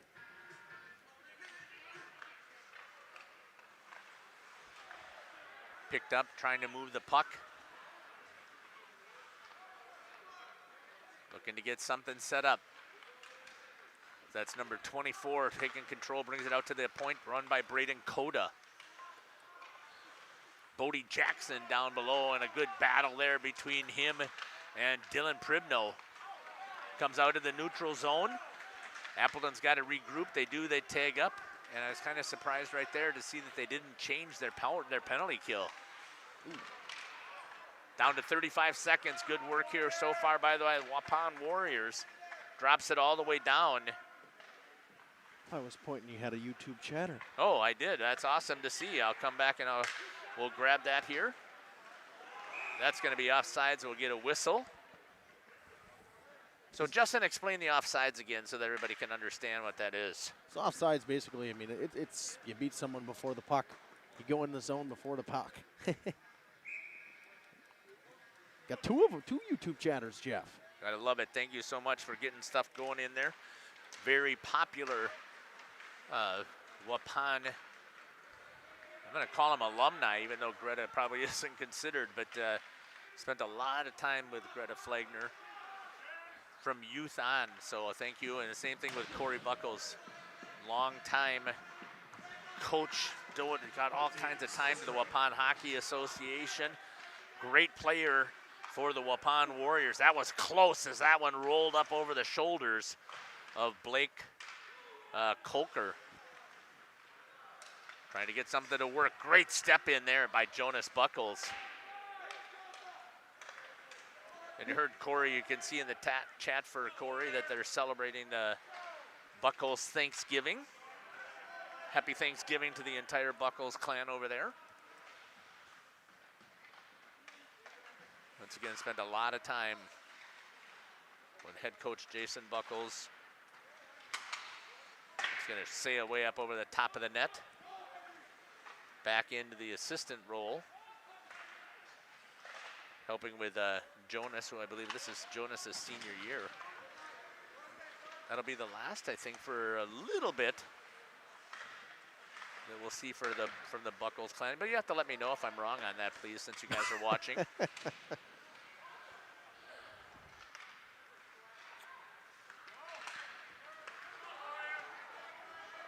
That's going to be picked up by number 17, Hunter Fromholtz. Cam Flagner is Greta's favorite player. I wonder why that is, but like watching him. Doesn't have the height that Carter had.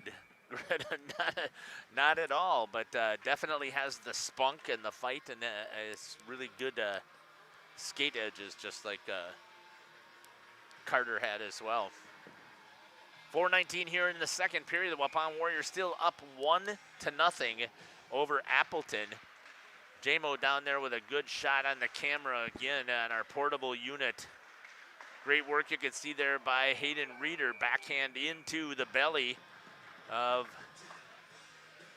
Brendan Tobeck. And I had left it on a little bit too long on the instant replay, but that's why you have the live. That was crazy. Hit the foot of Bodie Jackson, ends up going 5-hole, and Toback still Is that makes what happened? the I couldn't save. quite see it. Good shot there again by J-Mo down there watching the action with the portable unit. Shot wide, that's going to come into the corner. Pulled out there by Jonas Buckles. Tries to get it in front, and again, Toback turns it away. A little bit of an off-speed backhander through Toback for a loop there. Reeder into the slot, taken away by the, oh, and that's going to go in there, and a great job hitting it into the corner is going to be Jonas Buckles.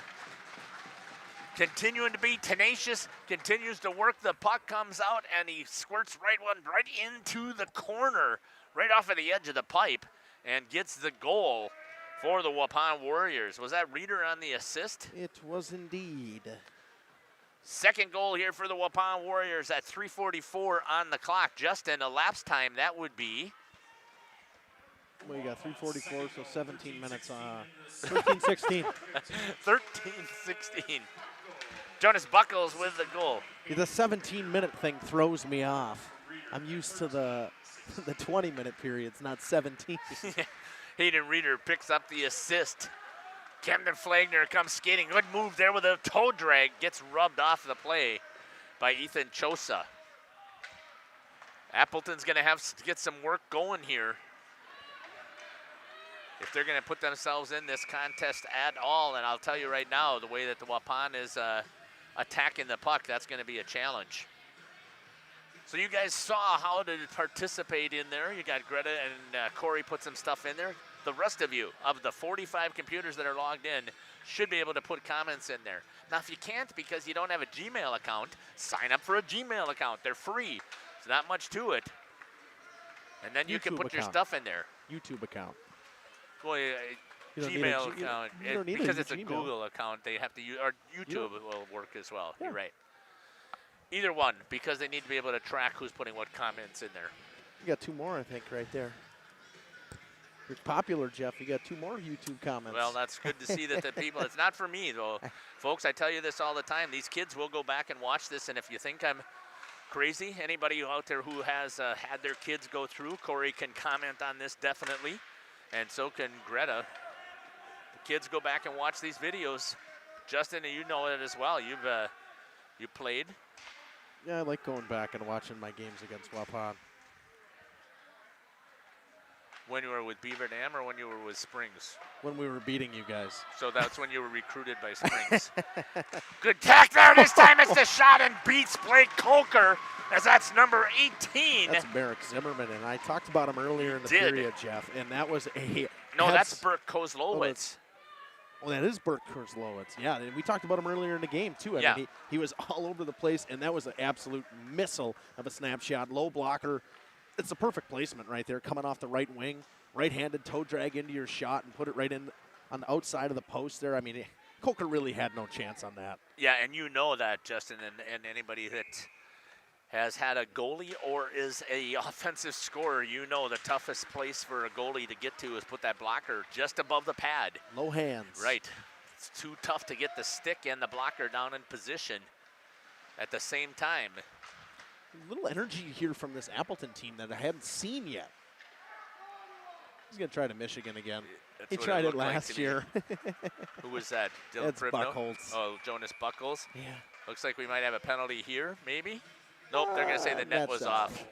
14:30, the second period. It's over number 18, Burke Kozlowitz.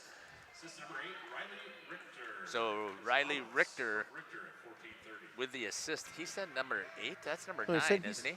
He said 18. Yeah, no, but on the assist isn't. Well, 8 is Gaudreau, 9 Yeah, is he Richter. said. I thought. Yeah, so it's number 9. Riley Richter. Puck is loose out front. Tobeck trying to battle, lost it, lost his stick. And they're going to say a penalty's coming here. Going to have a hook here at the 159 mark. Buckholz, It was actually a good penalty by Bodie Jackson because Jonas Buchholz was in all alone, and Bodie Jackson probably saved a goal. He hooked his hands. First penalty for Appleton at 1:59, so he'll have to serve 1 second at the start of the third period here for the hook. 15:01. Hey, you got that one. All right. Real quick. This time now, Dylan Pribino with it, tries to get in the zone, gets rubbed off, but does rip it around. Appleton picks it up, tries to clear, held in by Waupun. Pribino over to Buckles, running across the top. Chase Beam with a real tip shot in front by the defenseman, almost bounced it past Tobik. Justin, so you get to talk about, this is your specialty, so what do you see? What are they running here on their power play right now for the Warriors? I'm going to be honest, I have no idea. I don't know what they're trying to run because I don't think they've gotten anything set up yet. So Reeder's got it down in the corner right now, right? He's going to come out to the point, at the top of the point. It's a hybrid box and one is what I will call it. There we go. So I'll take that. That's ricochets off of the shoulder. I had JMO shot down there. That's going to go up into the netting. We're going to get a whistle. And the faceoff will be down in the zone. You almost got your camera down there. No, that would have been interesting, right? Yeah. Speaking of which, let's see if we can catch the faceoff this time with that goal cam. It's a hybrid box and one that they kind of rotate into what an umbrella is. In between periods, I'll explain how that works. Face-off, JMO's got a good shot down there as well, then lost it there. Coming back into the neutral zone. 1 minute left here for the Waupun Warriors. 1 minute and one. Now we're actually down to 54 seconds left into the power play. We'll switch this off of the goalie cam. That's why I put that monitor there. What? So that people can see it. Yeah, let me know how big of mistakes I'm making, because I do need that. I get so wrapped up. I really should have one over here as well, but that's why I got a cameraman who can help me. Hayden Reeder with some speed through the neutral zone this time. Just has to make the attack. Had Tobik sliding. Tobik gets back into position on the pipe. Jonas Buckles was in the mid-slot. Tried to pull the trigger, could not get it. And it's taken over there by Riley Richter. Step up there by Pribino to hold it in the zone. Backhander, is that Reeder? Is that Brock Reeder that held that in? Yes, I think so. Number 18, that was Brock Reeder. It's hard to tell. Didn't Pribino wear 18 last year? Or no. Dylan wore 19. Yeah. Either way, there's still 1 second left here on the power play for the Waupun Warriors. A couple of good shots that they got off, but they were unable to find it into the back of the net. You know, since I got Corey over there listening to this as well, Corey, you know you can throw a headset on any time for me. We'll step aside here. We'll be back. This is Jeff Sauer along with Justin Schwartzmiller here down at the Waupun Community Center. We'll be back here after these messages to talk about how things have gone here in this second period. Lunch or dinner, grab one of the daily specials or check out the full menu.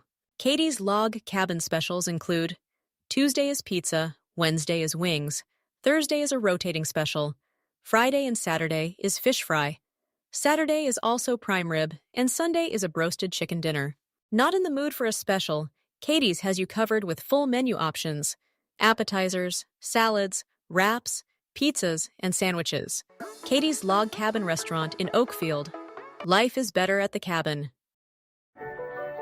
We've always been a family that thinks about spend, save, give. It was refreshing to find a financial company that echoed that mentality. With Thrivent, it's more than just about gaining financial confidence. It's about how you can use your resources to create change in your community. It's been a relationship that's created a whole exponential amount of good. This is Jonathan Leonard, serving the area communities and supporting the local teams. Good luck this season. God bless. We are Hooksha's Marketing Greenhouse, and we have been leading a greenhouse here in Fox Lake since 1981.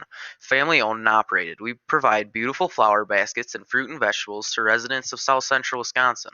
We know the importance of having a variety of flowers, fruits, and vegetables available to our customers throughout the year. Discover the finest selection of locally grown produce, including sweet corn, tomatoes, and cucumbers, along with a variety of fresh fruits. At Hooksha's Market and Greenhouse, we believe in providing our customers with the freshest and highest quality produce. Come visit us and taste the difference. Hello, this is Jeff Sauer with Jeff's Livestream. We hope you're enjoying our broadcast. Our purpose, first and foremost, is to bring glory to God. Second is to draw attention to the student athletes, promote the great things they and their schools are doing, and promote the businesses and the people running them within our communities. Our mission is to create memories for student athletes, families, teams, and communities, as well as allowing for viewers to see their athletes or teams perform regardless of where the viewer is located. If you'd like to join us as a sponsor to help us fulfill our purpose and mission, feel free to give me a call at 920-345-2066 or email me at livestreamjeff@gmail.com. I'd love to talk. Generations Lanes of El Dorado. Join one of our adult or kids leagues or bowl in our monthly Friday night tournament. Or get a group together for a family or corporate bowling function. We are more than just bowling. A great spot to bring your family for a meal. Awesome homemade pizzas and soups, as well as appetizers, wraps, and sandwiches. Daily food specials. Fish Fry Friday. Open daily at 11 with the kitchen open late. Ask about us catering your next function. We are home to Laconia Bowling and proud supporter of the Laconia Spartans and all student athletes. King Manufacturing. Since 1926, we have been known for our first-class building and canopies. Steel King canopies are a well-known and respected product. We design, fabricate, and contract installation for C-stores, fleets, entryways, restaurants, and more. Steel canopies serve a variety of purposes, including advertising or signage, control access, sheltering an entrance or loading area, support of lighting systems, and weather protection for people, equipment, or outdoor storage. King Manufacturing. From design to completion. Welcome back here to Jeff's Livestream. Hey, you can see the sponsors. I've got the stuff in the opacity mode. And I know sometimes it looks a little cluttered, and I completely agree with you. But here's the thing, folks. These broadcasts don't come to you without the sponsors that I have. If you don't know, I decided that I was going to step away from Radio Plus. We had some disagreements and some differences in philosophies on how I cover games and who I go to cover.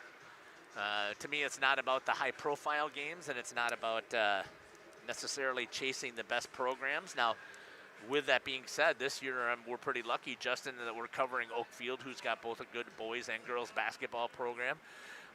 Randolph is struggling a little bit with, at least on the girls' side, with some being a young team, but we still said that we were going to be covering them. Laconia is loaded. But I'm very lucky that the new head coach over there for boys basketball is Dylan Wirtz, and Dylan is really gracious the fact that we're coming to cover because they love the announcing. Everybody now has their huddle cam, or the live barn that's here, and if you don't like the broadcasting, you're not going to offend me if you decide that you want to watch live barn. I mean, that's just the way that it is. But getting back to my sponsors, I can't do this without them because I have JMO. We've been talking about him down here running the portable.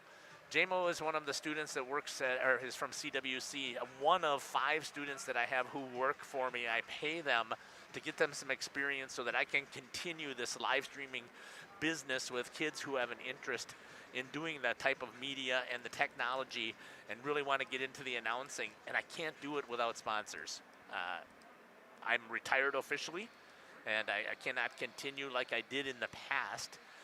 The money that I got paid to do Radio Plus games supplemented my income here. But here's what I'm telling you. If you have a business or you know of a business who would love to be a sponsor, I'm capping it at 20. I don't want any more than 20. Now, you can see I don't have 20 of these logos all over the screen, but I want my sponsors to be able to get the love that they deserve. In return, I need you, if you're going to go and see, especially Katie's Log Cabin, but I'll tell you right now, the new one that we added in Generations Lanes, Justin, I have never been there before, and I grew up in this area. What a great facility they had there. A wonderful bar that looked awesome. Jeremy Brenner, great food. We had a chance to grab some lunch that was there, and his prices are more than reasonable. And he just said he'd like to know if the money that he is spending here in sponsorship is making a difference. So if you go down there, which I would ask you to do, stop in there and just have a drink or grab some appetizers or something like that, and let them know that you saw this on Jeff's live stream. Same thing at Katie's. Let them know, because if they don't see that their dollars are going to be making a difference, they're going to pull the plug from us. And I'm blessed to have WDS and King Manufacturing Warren. I'm going to give as much love as I can here in this third period, because it was Warren who stepped forward first and said, Jeff, whatever you need, because you gave me the love initially when we had COVID, and I put the ice sponsorship out there, and you let everybody know that we had put that on the ice with an ad, and he said, we'd love to, whatever you need, if you decide to go on your own, let me know. And he just wrote a check and said, let me know if this covers everything. So I really appreciate that. Justin, why don't you give us some stats, and then we'll get break away done with my lecture. I'm just telling you, if you have a business or you know of somebody who has a business that would be willing to be a sponsor, I'll give as much love as I can. So your second period saves for Brandon Toback. He was 11 of 12 for a two-period total of 25 for 27. Seeing 27 shots in 2 periods is unbelievable. That is a lot of offensive attack power coming at him. And then you throw it the other way for Blake Colker. He went 5 for 6, and now he's 10 of 11. Goals for the period of 13-16 mark. Goal scored by number 15, Jonas Buckhold to the Waupun Warriors, assisted by Hayden Reeder. At the 14-13 mark, just a minute and 3 seconds later, number 18, Burke Kozlowitz. There you go. Yeah. Let's ripped it low blocker from the right-hand circle to make it 2-1, and the assist went to number 9, Riley Richter. Just overall in that period, I talked about the first period, how I thought it was kind of sloppy. I thought that period might have been even more sloppy, Jeff.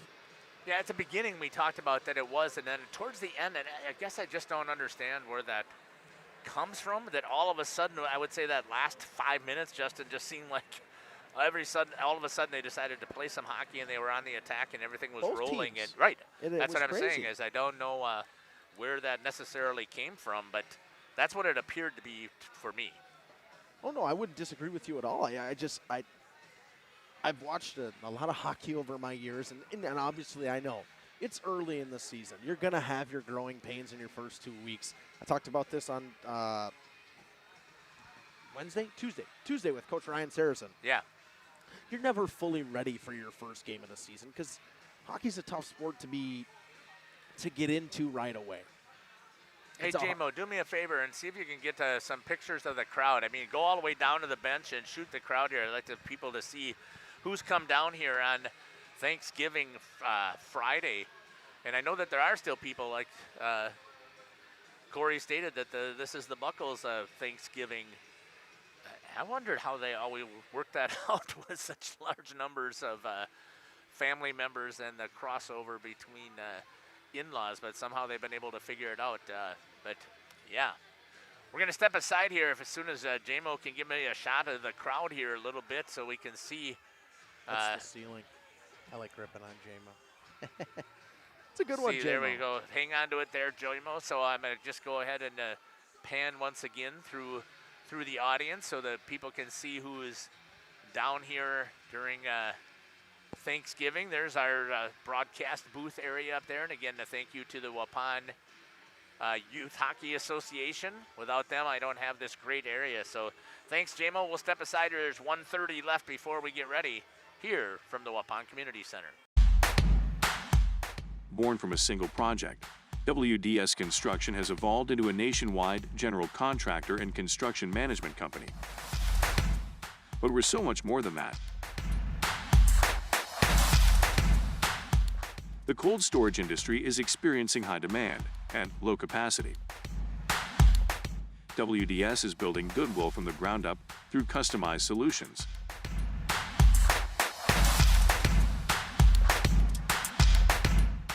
WDS is committed to outservice the competition and overdeliver for customers. A client-driven experience without question. Today, we're driven to be better in order to build better. Whether you enjoy the sunshine of summer with boating, Welcome back here to the Waupun Community Center. 30 seconds left here on the intermission. Let's double check that YouTube chat real quick. Lisa Pepler, Jacob Hops, grandma watching from Oshkosh. Well, thank you for joining in. And Michael Wheeler, thank you so much. Kids do go back and watch this, especially we're going to get interviews at the end of the game if Waupun is able to hold on here. And they love to see how they perform during those interview times here. And I don't know why we've got that little bit of glitch again, but I think it's self-corrected here. So there's the horn as we're going to get ready here for setting things up. It's the case over here, Justin. I'm good. So, ouch. Oh, gosh. You all right?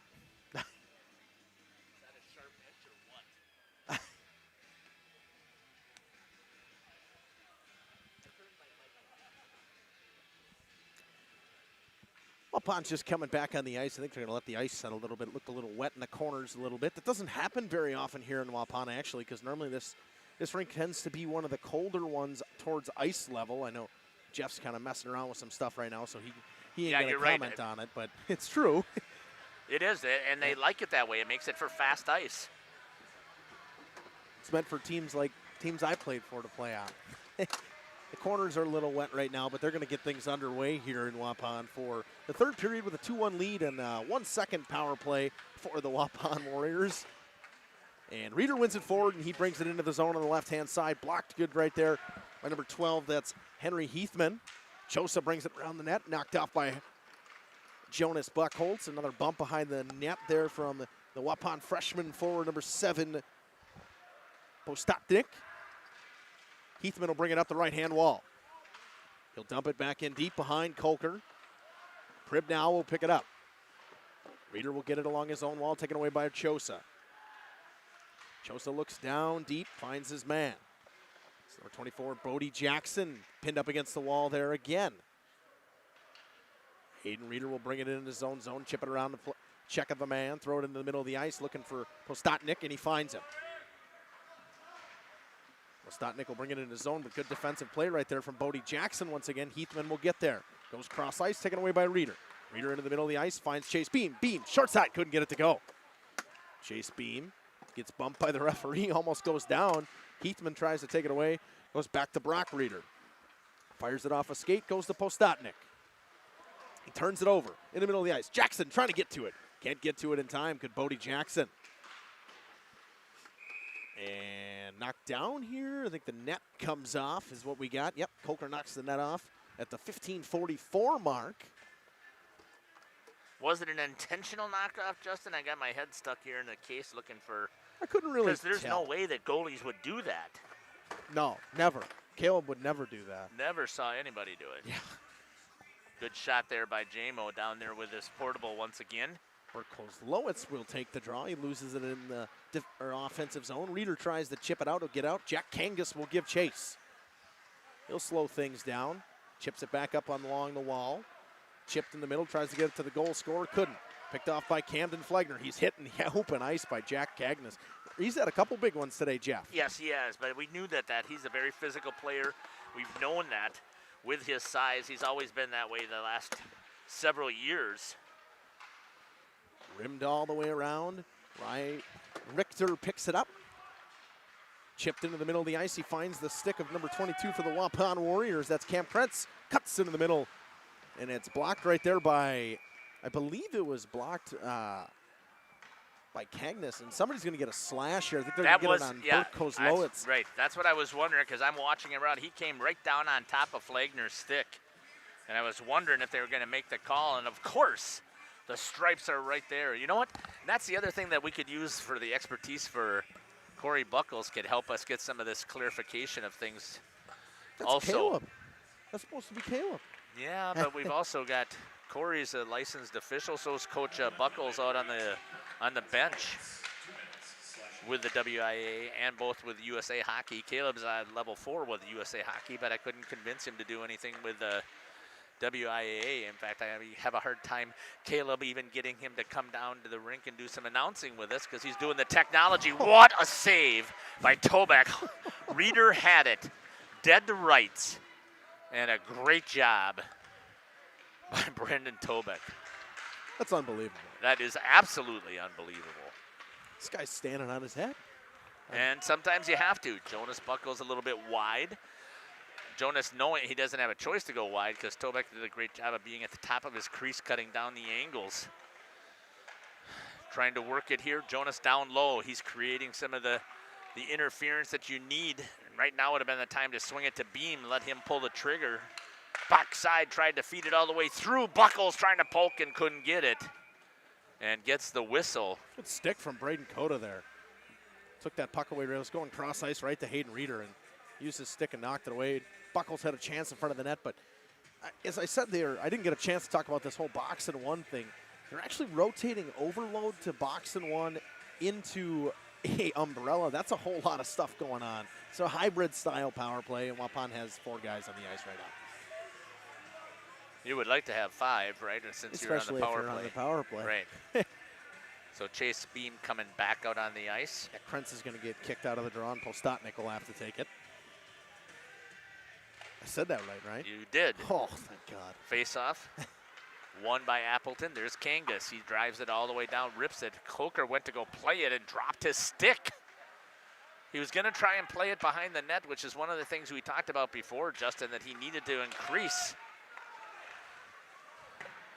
And that was one time that he had a chance to do it and threw the stick towards the corner. 28 seconds left here in the penalty. You can see that in the center of the screen. Rips that one, and that's going to be popped up in the air as Kangas drilled it right into the shin pads of number 22, Cameron Krentz.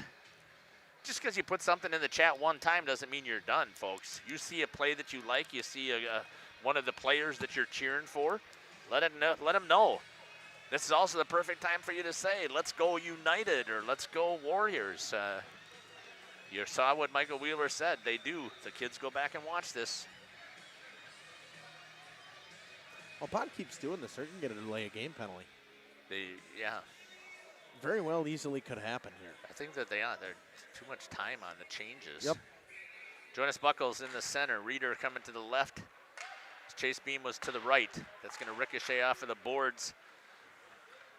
Pressure here by Waupun, trying to get something running from down below.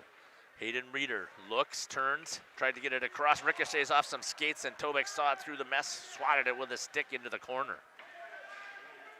Picked up there by Dylan Pribino, trying to reset. 1 second, and it's over, and we're back at full strength. Appleton has something moving here. If they can get it in the zone, they do. Odd man rush, and just missing it was Heathman. But yeah, Vasilevich came out of the Koslovich came out of the box, had something going and couldn't execute. Reeder once again beats the defenseman, gets all the way around. He definitely has the speed to do so. Logo snipe. Yeah, but he ended up. We call those logo snipes. You hit him right in the chest. Yeah, right square. And on this guy, there ain't going to be a rebound on this guy. He's done pretty well of controlling him. Shot, there's one off of the stick into the corner. He didn't like the sound of that on his hybrid stick. Caleb could never use those, kept shattering them in practice. Was he getting mad or what? Fiberglass, nope. Saw the power that people were putting to him, and he would catch it off the paddle or off the handle, and you'd get just a fine little crack, and the next time you went to go play it, you could hear the fiberglass rattling. Tried to turn the corner, a good job there. Tobeck is on top of it as Hunter Fromholtz came around to try and trying to wrap around on Tobeck. Yep, he's going to get a new stick. Didn't like something he saw with that, or yeah, when he went to put it into the corner, I actually saw him turn and look at it, and that's what made me start talking about that. So switches to his backup stick, which looks like that's been used quite a bit. Goalies are weird. So do you play with a broken stick? Well, no. I can't. Shot, saving a rebound on the wide side and left wide open. Coker gave up the rebound, and we are now tied, as that was number 21 at the 11:48 mark. puts one in the back of the net. And I cannot remember, Justin, I should have looked at my own replay there. Ryan Choza. Or Ethan Who was- Choza. Choza on the 21 rebound? from 21 21 from 3. On the pass, yeah. POP, Okay. another pass off pad, Yep. a perfect one. Yeah, Coker left it. I would like to The see rebound off to the side. I'm not sure what Coach Tank is asking. I think he's trying to say, is it offsides? Well, you can try and argue that, but they don't have video replay. Like, Along with Heathman as well gets the assist.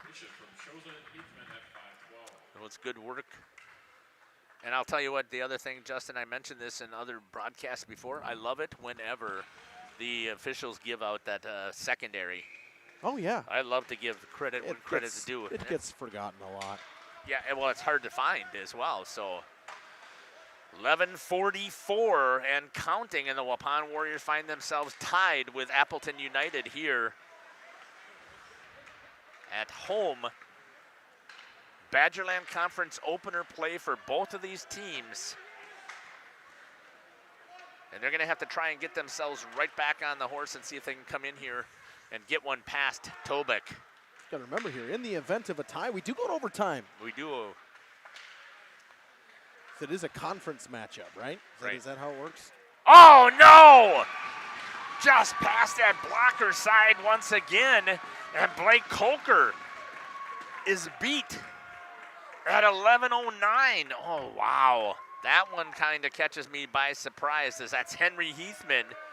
We'll have to pick up the secondary, or the primary and the secondary. I think that might have been unassisted right there. Oh, that is just cannot happen. 51 into the third period. Scope number 12, Henry Heathman. Unassisted, Justin, good call. You actually look like you may have done something with hockey for a while. A long time, I don't know, maybe. But just like that, Appleton United, I mean, just a couple, the first shot I wouldn't say is a nothing shot, but that shot from there cannot go in. No. It can never go in. I don't know if it caught him by surprise or what, but I know it was shot. It was a good shot by Heathman. He shot it through a screen from the point, but there's enough time where the goalie should be able to react to that and make that save. You don't see Coker miss that a lot. The shot there, it's right into Tobic, right into the belly. Dylan Primino was right there in the slot. Primino had all the time in the world, right? And he didn't even step into it. Right there's one where you got to pick your head up. I mean, personally, I would try to one-time that, but if you're not able to one-time that, you got to pick your head up, settle yourself. There was nobody there to block that shot. He had all the time in the world to walk down the lane and get a good, clean shot off. Pick a corner. Tried. He just went to the shoulder, not quite high enough. As Tobic again, though, comes out. We talked about how big this gentleman is in net. Good job down there by J-Mo on the camera. I want to thank J-Mo, too, giving up his Friday evening once again to spend with us and to do the broadcasting. I gave up my Friday evening. Yeah, me too. And I'm okay with it. It's a good game so far. That's all I got to say. Waupun trying to get something back on the attack here. There's a ricochet rebound by Tobic. All the way to the top. Shot and a great glove save there. After that wrist shot. And a good job there by J-Mo. Another good shot by Brock Reeder right there. And he's been quietly pretty good defensively so far for this Warriors team tonight. But, again, no traffic. Shots from the point, no traffic. A guy like this that can, if he's going to be able to see everything, he's going to stop everything.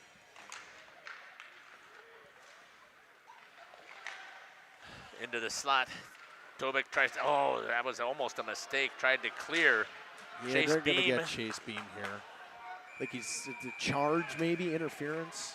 There, he sent that player. It's going to be a roughing. Yeah. Was a little bit too late. That's a second second penalty on Chase Beam. Yeah, okay. Was that all the way back from the save I had that? I'm sorry about that, folks. Yeah, I didn't even notice it either. That was Beam. Yep. Mary Durant a name from the past. So glad to have you jump in there, Mary. Thank you so much for putting that in there. Colton Postotnik will go back and watch this. I know he will. He'll be happy that you were telling me your favorite player. That like Ryan Durant? It is. Yeah, right. Look at me. I know. Not a Waupun guy. I can remember that. Mary was really active in the Waupun Youth Hockey Association and at the high school association. There is a hard hit there by Dylan Pribno. It's on the goal scorer Tyler Bishop right there. He got up pretty quick. I mean, I'm also surprised they blew the whistle there. It wasn't a penalty. No, but he was laying on the ice. His leg was stuck up in the air, which to me would have been an indication potentially of maybe a concussion coming. So I understand the safety part We don't there. say that word. Well, that's a no-no word, Jeff. yeah, just like what, shutout and stuff like that. We didn't even have one. So I it's know, not but close, that's crazy. It's assuming that they can hear us as announcers, and they can't. There's no such thing as a jinx like that. Really? Yep. I've seen a lot of times where guys say the word, the S word, and then it just ends. Hockey players and their superstitions. Camden Flagner had a chance. And it's going to come back here on the power play for Appleton. They've got nothing set up yet. That goes underneath the stick. Good hustle there by Brock Reeder. Clears it into the neutral zone. It's going to be picked up, still held into the neutral zone.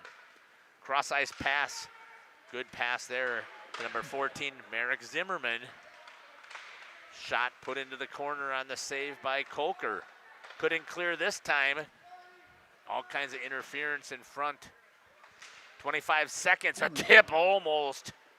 Got that one past. Some of the worst things is off of somebody else's skates. As a goalie, that's the worst feeling in the world.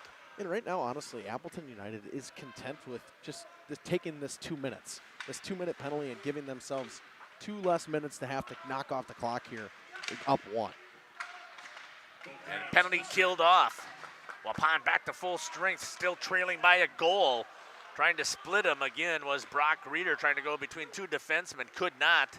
That time 11, Braden Coda steps up for Appleton. Jonas Buckles assisted down to the ice by Braden Coda. Good hustle play there by Hayden Reeder, down and up, down and up. I've watched this young man play football too. What a great football player. They had a great football season here in Waupun, finally got off the schneid and was able to make it to the playoffs, and it definitely helped with conference realignment right up over the top. Tobik saw it all day long, rises up and gets the save. I don't know, Justin, you've said it over and over, and so have I. He's playing out of his gourd right now. Everything, and again, I come back to the fact he's seen everything. The first goal that was scored, he didn't see it. Right, The second took one, his eyes away. And the second one was a quick pass, one-timer from the slot. He's not going to see that either. I mean, the times that this guy doesn't see the puck is what you need right now on a goalie who was an all-conference goaltender, and he's putting up the game he's putting up already today. Camden Flagner with it. He's trying to work it around. The official got right in JMO's camera. Switched back over to the main. Dylan Pribino goes back to pick it up, see if Waupun can get something started. Makes a nice move around one player. Good pass right on the stick of Cameron Krentz, and then has it muscled away, but still stays in the zone as Riley Richter was able to take it away from Krentz. Battling down there is Hunter Fromholtz as well. Off of the tip of the stick into the glass. Working the puck around. So just notice that too. Tobek wearing a C, which when you talk to anybody who knows hockey, that stick was right out front. That's actually a mistake. Caleb had a C as a junior. Because goalies cannot leave their zone to go talk to the official. So you actually take away when you're using this, putting the C on the goalie, you actually lose the ability to have a conversation with the official. But it still recognizes the leadership. Wow, Camden Flagner Took a big hit, gets up, but they're going to say head contact, I'm guessing, on Jack Kangas. It was a big hit. It's going to be a charge. Well, he doesn't think he's getting one. He's skating to the bench. Wow. I don't know that was a charge, Justin. I got to look at it. I do too. We're a little too late. I mean, was it a penalty? Yes, maybe. Probably, yeah. I mean, But he ran him over. I think if his is a charge, then Beam should have been a charge too, just to make them even, because they're very similar hits in the open ice like that. If you're going to call one, you got to call them both. But in high school, a charge is only a 2-minute anyways. Yeah. Whereas like USA Hockey, it's an automatic 2 and a 10. Right. Third penalty here on Appleton. The Waupun Warriors have to take advantage here of the power play. The coach over there having a conversation with the officials. I agree with him. Look at him trying to get the bench fired up there, but they're just not there. Waupun seeing if they can get something rolling here. Beam walks, that's shot ricocheted. High stick. That's a smart play. Don't touch it. If you're the Appleton United guy, let him take as much time off that clock as possible. I mean, Buckholt's right there. You got to touch that. I'm sorry. Jonas saying, but Jonas is saying I was and level. right now the clock is running. The clock ran for an extra 3 seconds as well. Nobody will notice that but me. Yeah. I must have been too fast for everybody else. You were always too fast, Justin. No, it's thinking, your brain, everything it's is like too at that fast. point, But for Jonas Buckholtz there, you got to play that puck. Right. You got to know that there's 5 minutes left in this game, and you don't want to take off any power play time. Yeah, you're going to – now you took off probably another 10 seconds trying to get back into your own zone, your offensive zone. Reeder tried to get it in towards the net. A little give and go there with Buckles. And then the defenseman just kind of swept it to the side instead of trying to clear all the way down the ice. Good puck movement, popped up into the air. Reeder with it down in the zone, trying to work the puck around. Jonas Buckles taking charge from behind the net, out to Reeder. Crashing his Pribino, tried to get the tip. It was right through the slot. That was great work there, I thought, Justin. The offhand one-timer is a very difficult thing if you just don't practice a ton of it. And that's a tough shot for Pribnow to get while he's on the move like that. Come squirting back into the neutral zone. They're going to have to regroup. JMO's got the camera angles. They're coming down back into trying to get something set up. Reeder turns the corner once again into the slot. Buckles could not pull the trigger hard enough as he was tied up. Trying to clear. No, sir. Postnatnik put it towards the net. Trying to clear it around the boards. I think Beam held it in. Good job there. And he's going to give chase. Chase is chasing the puck. They keep trying the Michigan. I love it, but at the same time, it's like you're down a goal here. You don't need to be fancy about it. You need to get bodies and pucks to the net. Flagner with it, steps into the zone. He's got Buckles with him into the slot. He crashes further, tried to get it to the backside, wasn't there. Tried to put it towards the net, was number 17, Hunter Fromholtz. Tobeck sees it all day, gets on top of it. While we have a chance here, Justin, I want to thank all of our 42 computers who are logged in. Thank you for joining us here on post-Thanksgiving Day. I feel like I'm beating a dead horse with the bodies and pucks to the net phrase. Yeah. It's just a simple thing, and especially on a power play, too. If you're the second unit like this unit, both teams are at full strength. Kangas gets back in there. They had him off of the ice, their best defenseman. They're going to take one right away. And they're going to go right back on the power play. It's going to be Burke. Burke Kozlowicz. Yep, he's going to get called with a trip. Was it a hook? Is that what he gave? Trip, hook, one of the two. I mean, it was. I didn't see the signal. It was probably both of them. I think he got his stick tied up into the skates, is what it looked like to me. It definitely looked like a trip to me, but he may have called it a hook too. You never know. Back on the power play one more time. Waupun trying to get the equalizer here. It's almost like Appleton wants to give it away. Yeah, they're content with them playing on the outside here too. It's like Waupun's not getting anything into the middle of the ice on their power play right now. And we talk about this in past broadcasts and past Waupun teams. Right. They're keeping everything to the outside. That's just killing time. You got to find ways to penetrate lanes, look for different lanes, and get shots and pucks to the net. Take the eyes of Tobeck away. So that's a really easy save for the goalie. It does not look like it. Hayden had him pulled, trying to get him off pipe. I understand what Hayden was trying to do, seeing if he could get him off pipe, going back to the backside on the shot, right? It would be a back shoulder catch, basically. It's a 1-on-5. Yeah. And that's one where you need to slow things down and get your guys together and set up your power play. Not setting things up is how you're just not going to score. 1:20 and counting. The Waupun Warriors trying to find the equalizer. Again, they get it to the slot. Jonas Buckles with a good pass. He's going to take over now in the mid-slot, low slot area, right at the hash marks. Appleton clears. Still 1:05 left on the power play to set up. I haven't had the chance to talk about Ethan Choza today. He has really impressed me for this team. He's a sophomore only, and he seems to do everything. Camden Flagner walked it all the way in. They just let him have it.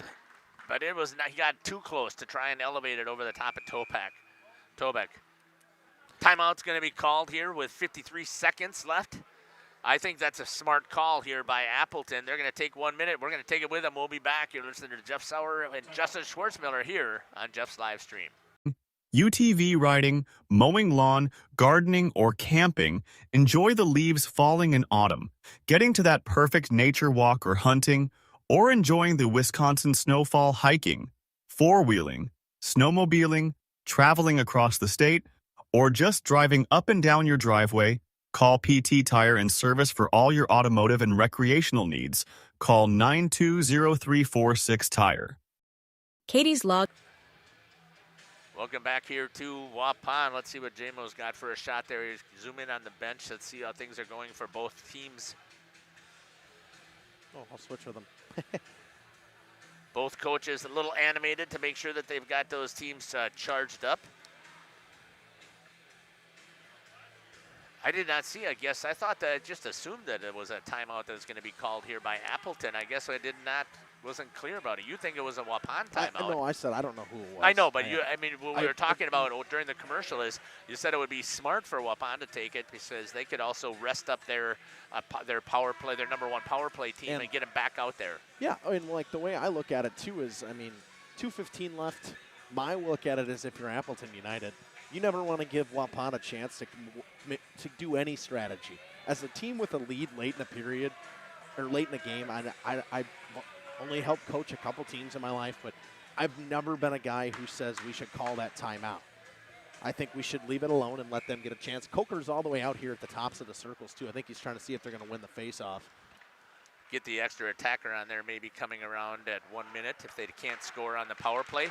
Down in front again, a good shot there by Flagner, but turned away by Tobeck. And Postotnik comes on as the extra attacker. They did pull. Good attack there. They pulled Coker down to 150 and counting. I'm not disagreeing with this either. I think this is a good move. Coming in as Reeder. Trying to stop the poke check, couldn't get it there. Round back side of the net, gets something set up here all the way out to the Holman logo. Duck downside to the dot. Backside, tried to get it. Two guys on the backside, and the stick poked it away with a little bit of a ricochet. Neither one could time it up. 6 attackers here for Waupun against 4. Tobeck with a stick from behind. Chase Beam holds it, tries it into the slot. Reeder tried to get it past him, had the blocker beat, couldn't get it, and they're back to full strength. Still with the extra attacker on for Waupun, coming down to 112 and counting. Dylan Pribno puts it onto the stick of Camden Flagner. Nope, yes, that is. Flagner turns, looks, gets it out to Beam. He shoots off of the glove of Tobeck. 1 minute left by the announcement of Scotty Van Galen. Flagner down behind to Postotnik. Postotnik has it, looks by the King logo, comes all the way back out. Hayden Reeder once again takes it around from behind, looks, brings it out to Chase Beam. Back down to Hayden Reeder. 30 seconds and counting for the Waupun Warriors. A little give and go backside. There's a broken stick out there, Justin. I didn't see that either. Whose stick is gone? Trying to Tobeck, still clearing. Here comes the full attack by the Waupun Warriors. Chase Beam on the backside. Trying to hit it to Postotnik, could not get it. Back out front, Tobeck with a stick, trying to clear. Held in there, great reach by Brock Reeder. Gives it over to Hayden Reeder. Tries to rip it down. 5 seconds. Tobeck gets on top of it. What a smart play by the goalie. Wow. I think that was one of the Waupun players' sticks that broke. Maybe not. I think it might be one of theirs, but it's beating a dead horse right here. It's saying they're moving the puck really well. I love the way they're moving the puck right now, but the problem is they need pucks to the net, and they're keeping everything on the outside again, and they're not trying to slash the middle of the ice. Now you got 2.9 seconds. You need a quick shot. 2 seconds. They're going to take the icing all the way down, and they do. And Appleton United, I think, shocks and surprises the Waupun Warriors here. Let's see if Jamo's got a shot. He does there. Of Appleton celebrating down in the corner. Looks like when I'm using my switcher that's what's causing me some problems here. I'll have to check and see if there's something with one of the cords I'm using. So what was it? I missed it. He said 19 for a game total of 45, so I think it's 40. Should be 44. Then I missed Coker's. So he went 19 for 19 in that period. He said 2 saves. For Coker? Yeah. For a game total of 13. So that'd be 4, 2 of 4, right? Yeah. Wow. We're going to step aside here. We'll come back. We'll get our numbers all crunched. We'll give some love to our sponsors. We'll wrap it up here as we come to our post-game show. Listening to Jeff Sauer along with Justin Schwartzmiller here on Jeff's live stream. We'll be back. Great place to stop for lunch or dinner. Grab one of the daily specials or check out the full menu. Katie's Log Cabin specials include Tuesday is pizza, Wednesday is wings, Thursday is a rotating special, Friday and Saturday is fish fry, Saturday is also prime rib, and Sunday is a broasted chicken dinner. Not in the mood for a special? Katie's has you covered with full menu options, appetizers, salads, wraps, pizzas, and sandwiches. Katie's Log Cabin Restaurant in Oakfield. Life is better at the cabin. Welcome to Hookstra's Marketing Greenhouse. Here at Hookstra's Marketing Greenhouse, we are proud to provide South Central Wisconsin with the most beautiful flowers and freshest fruits and vegetables. In the fall, we have many varieties of squash and pumpkins, to just name a few. We are also proud to offer one-of-a-kind gifts like hanging baskets, iron hangers, decorative planters, and concrete statuary. Don't forget to check us out on Facebook for more info and pictures. So come on out to Hookstra's Marketing Greenhouse, located on Highway A between Fox Lake and Randolph, and you'll be glad you did.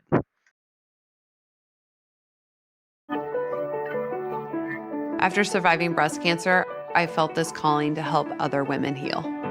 I thought, why not build a respite house? I wasn't sure it was going to work financially speaking for my family, but with the guidance of Thrivent, I really felt like we were going to figure it out. Taking the leap to start my nonprofit has been the most rewarding thing I've done in my life. Jonathan Leonard, Thrivent Financial here in Waupun, serving the local communities. God bless. Sam's Well Drilling is a family-owned business with over 75 years in the water well drilling industry. We can help you with all of your well drilling needs. Our crews are experienced at finding the proper location, setting up the rigs and equipment in all types of circumstances, and drilling to the appropriate depth so that you have fresh, clean water. Sam's also drills wells for commercial and municipal projects. No project is too large or small for Sam's Well Drilling. We at Sam's are thankful to be involved in supplying the well water needs of people all over Wisconsin. Sam's Well Drilling, well worth it. Generations Lanes of El Dorado. Join one of our adult or kids leagues or bowl in our monthly Friday night tournament. Or get a group together for a family or corporate bowling function. We are more than just bowling. A great spot to bring your family for a meal. Awesome homemade pizzas and soups, as well as appetizers, wraps, and sandwiches. Daily food specials. Fish Fry Friday. Open daily at 11 with the kitchen open late. Ask about us catering your next function. We are home to Laconia Bowling and proud supporter of the Laconia Spartans and all student athletes. Welcome back here to the Waupun Community Center. Just Scotty Van Gale just sent us the picture here so I could double check that, Justin, to see exactly what the score sheet has to say. He's going to go through our final numbers and our final thoughts here at the Waupun Community Center here, but the Waupun Warriors fall in their opening game of Badgerland Conference play. And Justin, I hate to say this, Appleton was not considered to be in the top 4. Waupun was one of those teams that was supposed to be in the top 4 of the Badgerland Conference. Number 1, obviously you got to give to Nina, who was outright regular season champs last year, then got beat in the tournament, but and they returned almost everybody, and they played against Springs, and they handled Springs and beat Springs 7-4. Springs and Fondy were supposed to be number 1 or number 2 and 3 in the conference, and Waupun is right there, supposed to be 3 or 4. So the fact that Appleton comes in here and stuns the Waupun Warriors for their opener, just a heartbreaker. That's a good way to put it. It is a heartbreaker for this team. Justin, why don't you give us some of the final numbers that we have here? So saves for that period, it was 19 for 19. 19 shots in one period for Waupun, but Brandon Toback had 19 saves, 45 total saves on the night out of 47 shots. Yeah, his save percentage being a .960 makes a lot of sense to me right now. Yeah, I mean, he was just out of his mind. And Blake Coker went 2 for 4 in the third. He's 13 for 16. 13 for 16, only seeing 16 shots, giving up 3 goals is tough, and I know that third goal he's going to want back 100%.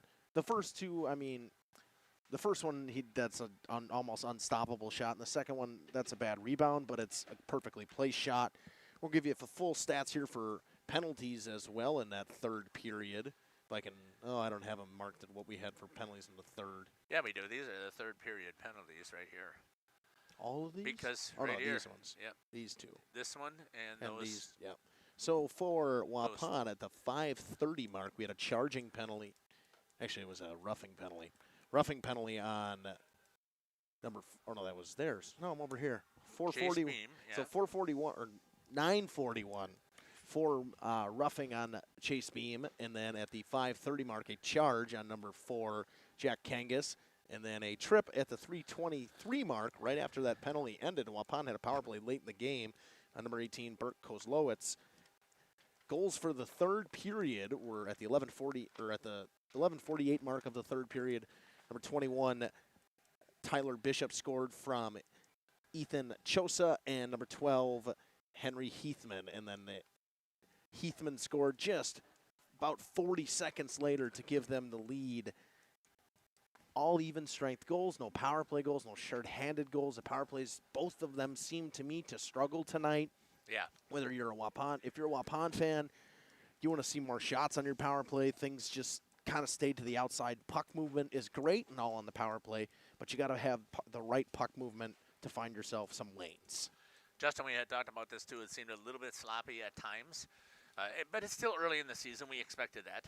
What I was very impressed with that I did enjoy seeing was I thought that Waupun had some great skill and some speed that they were able to show. I thought they were fast. I thought that they did a great job of trying to use their speed as well, but unfortunately, they just could not execute kind of like what they were hoping to do to get the victory here tonight at the Waupun Community Center. I think both teams early in periods really seemed sluggish in the beginning of the periods. Things picked up in that last 5 minutes of every period, as you talked about in the second intermission. I've never seen that before. Right. Normally it's your other way around. Right, exactly. Your first 15 are good and your last 5 aren't so hot. Right, because you're kind of ticked out of gas typically because you've pushed everything hard. So, I mean, there are some positives that Waupun had. They did, again, they outshot their opponent huge, almost 3-1 basically on the shot attempts. You had a super solid goalie in Toback and they helped him out. Obviously, some of the shots I thought were pretty easy for him to get in on the saves, so it helped them out quite a bit with some of the save that he had. But the fact that they were getting shots just could not get him past him. I thought they did a good job of trying to work it around. But Justin, as you mentioned, they're constantly trying to work to the outside and not getting enough shots into the slot area and quick enough because they know that he can react. So you had to be quick. And one more thing with Blake Coker too is the goals that he gave up tonight were all odd man rushes. Every goal was an odd man rush. In the quality of chances that Waupun had comparatively to the quality of chances that Appleton United had really was a lot closer than you would think it would be when the shots are 47-16, because Waupun's taking everything from the outside and they're not trying to get into the middle of the ice. And I think Coach Tank's going to want to fix that. I know he will. We talked about it previously in the past. Last year they had it at points where things like this had happened, and he wants them to be able to slash in the middle, make cuts. Like Hayden Reeder, he tries to find lanes to pass it to guys. Sometimes he should just shoot the puck. I'm not going to lie. This is coming from a guy who always shot the puck. It was harder, made a tougher decision to pass it, but he's looking for lanes a lot. Sometimes you just need to rip it and find a hole. Well, we got to give credit to the Appleton United. They did a fantastic job tonight. They come on the road during Thanksgiving, and they are during the Thanksgiving break, and they were able to execute when they needed to execute. They did not have. They had 16 shots. They put 3 of them past to come out of here with the victory, and kudos to Appleton United. I want to give, again, I should have been on my post-game page, and I wasn't. We got too wrapped up into getting into this, but I want to give a shout-out again to all of my sponsors. I want to thank them for everything that they have done. Katie's Log Cabin in Oakfield, I would like, if you get a chance to stop over there, she has got a great menu, reasonable prices. Stop in and see her. Let her know that you saw her ad here on Jeff's live stream. That would be great. Also to Thrivent and Jonathan Leonard.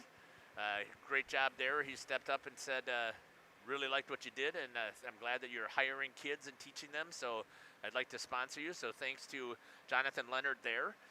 Verhaeg Furniture, thanks to Luke and Logan Gans. Cannot send enough thank yous to them and everything that they are actually doing and spreading the wealth around here in the Waupun community. So thank you to the community as well for continuing to sponsor and support Verhaeg Furniture. Sam's Well Drilling over there, thank you again to the Van Galen family for joining us or supporting us, and I really appreciate it. Especially I got to give a shout out to Faith because she's the one that's been in contact with. Generation Lanes jumping on here. Thanks again to Jeremy Brenner. Stop in there. What a great place. Prices unbelievable. And I'm working on putting in Justin. He also does charter boat fishing, captain. And I can't wait to put some of the stats together. But if you are looking to charter salmon fishing, you got to give Jeremy Brenner a call over at Generation Lanes. He does that during the summer. He said June, July, and August. He's already got 50 trips booked for those 3 months. But he's got a weight guarantee that if you don't hit the weight that he says, you get $150 off your next charter. I mean, talk about confidence. And we had a great conversation, and I'll have to talk about that some other time. WDS Construction, thank you to Ben Westra and Jackie Lease, continuing to provide us with the funds for us to stay alive. My brother, PT Tire and Service, I can't tell you how much it means to me to have my brother and my sister-in-law say, we believe in what you do. We've listened to it. We know that you're for the kids, and we're right behind you this whole time. So he's been there. Really appreciated that. King Manufacturing. This is the gentleman that jumped out there. His logo. I'm going to zoom in on it. He was one of the first ones when they had the chance to get logos on the ice. He jumped forward. He is a Waupun hockey, I'm going to say, enthusiast just as much as I am. He is totally behind that, and I could not do this without Warren Bailey. So you've heard the ads. Stop in there and just say hi. And Warren's got a great business going on over there at King Manufacturing. Hoekstra's Greenhouse, thank you to Sherry and Glenn for jumping on board. I can't wait till the spring to get a chance to go over there. If you've never been to Hoekstra's Greenhouse over towards Fox Lake, you got to get there.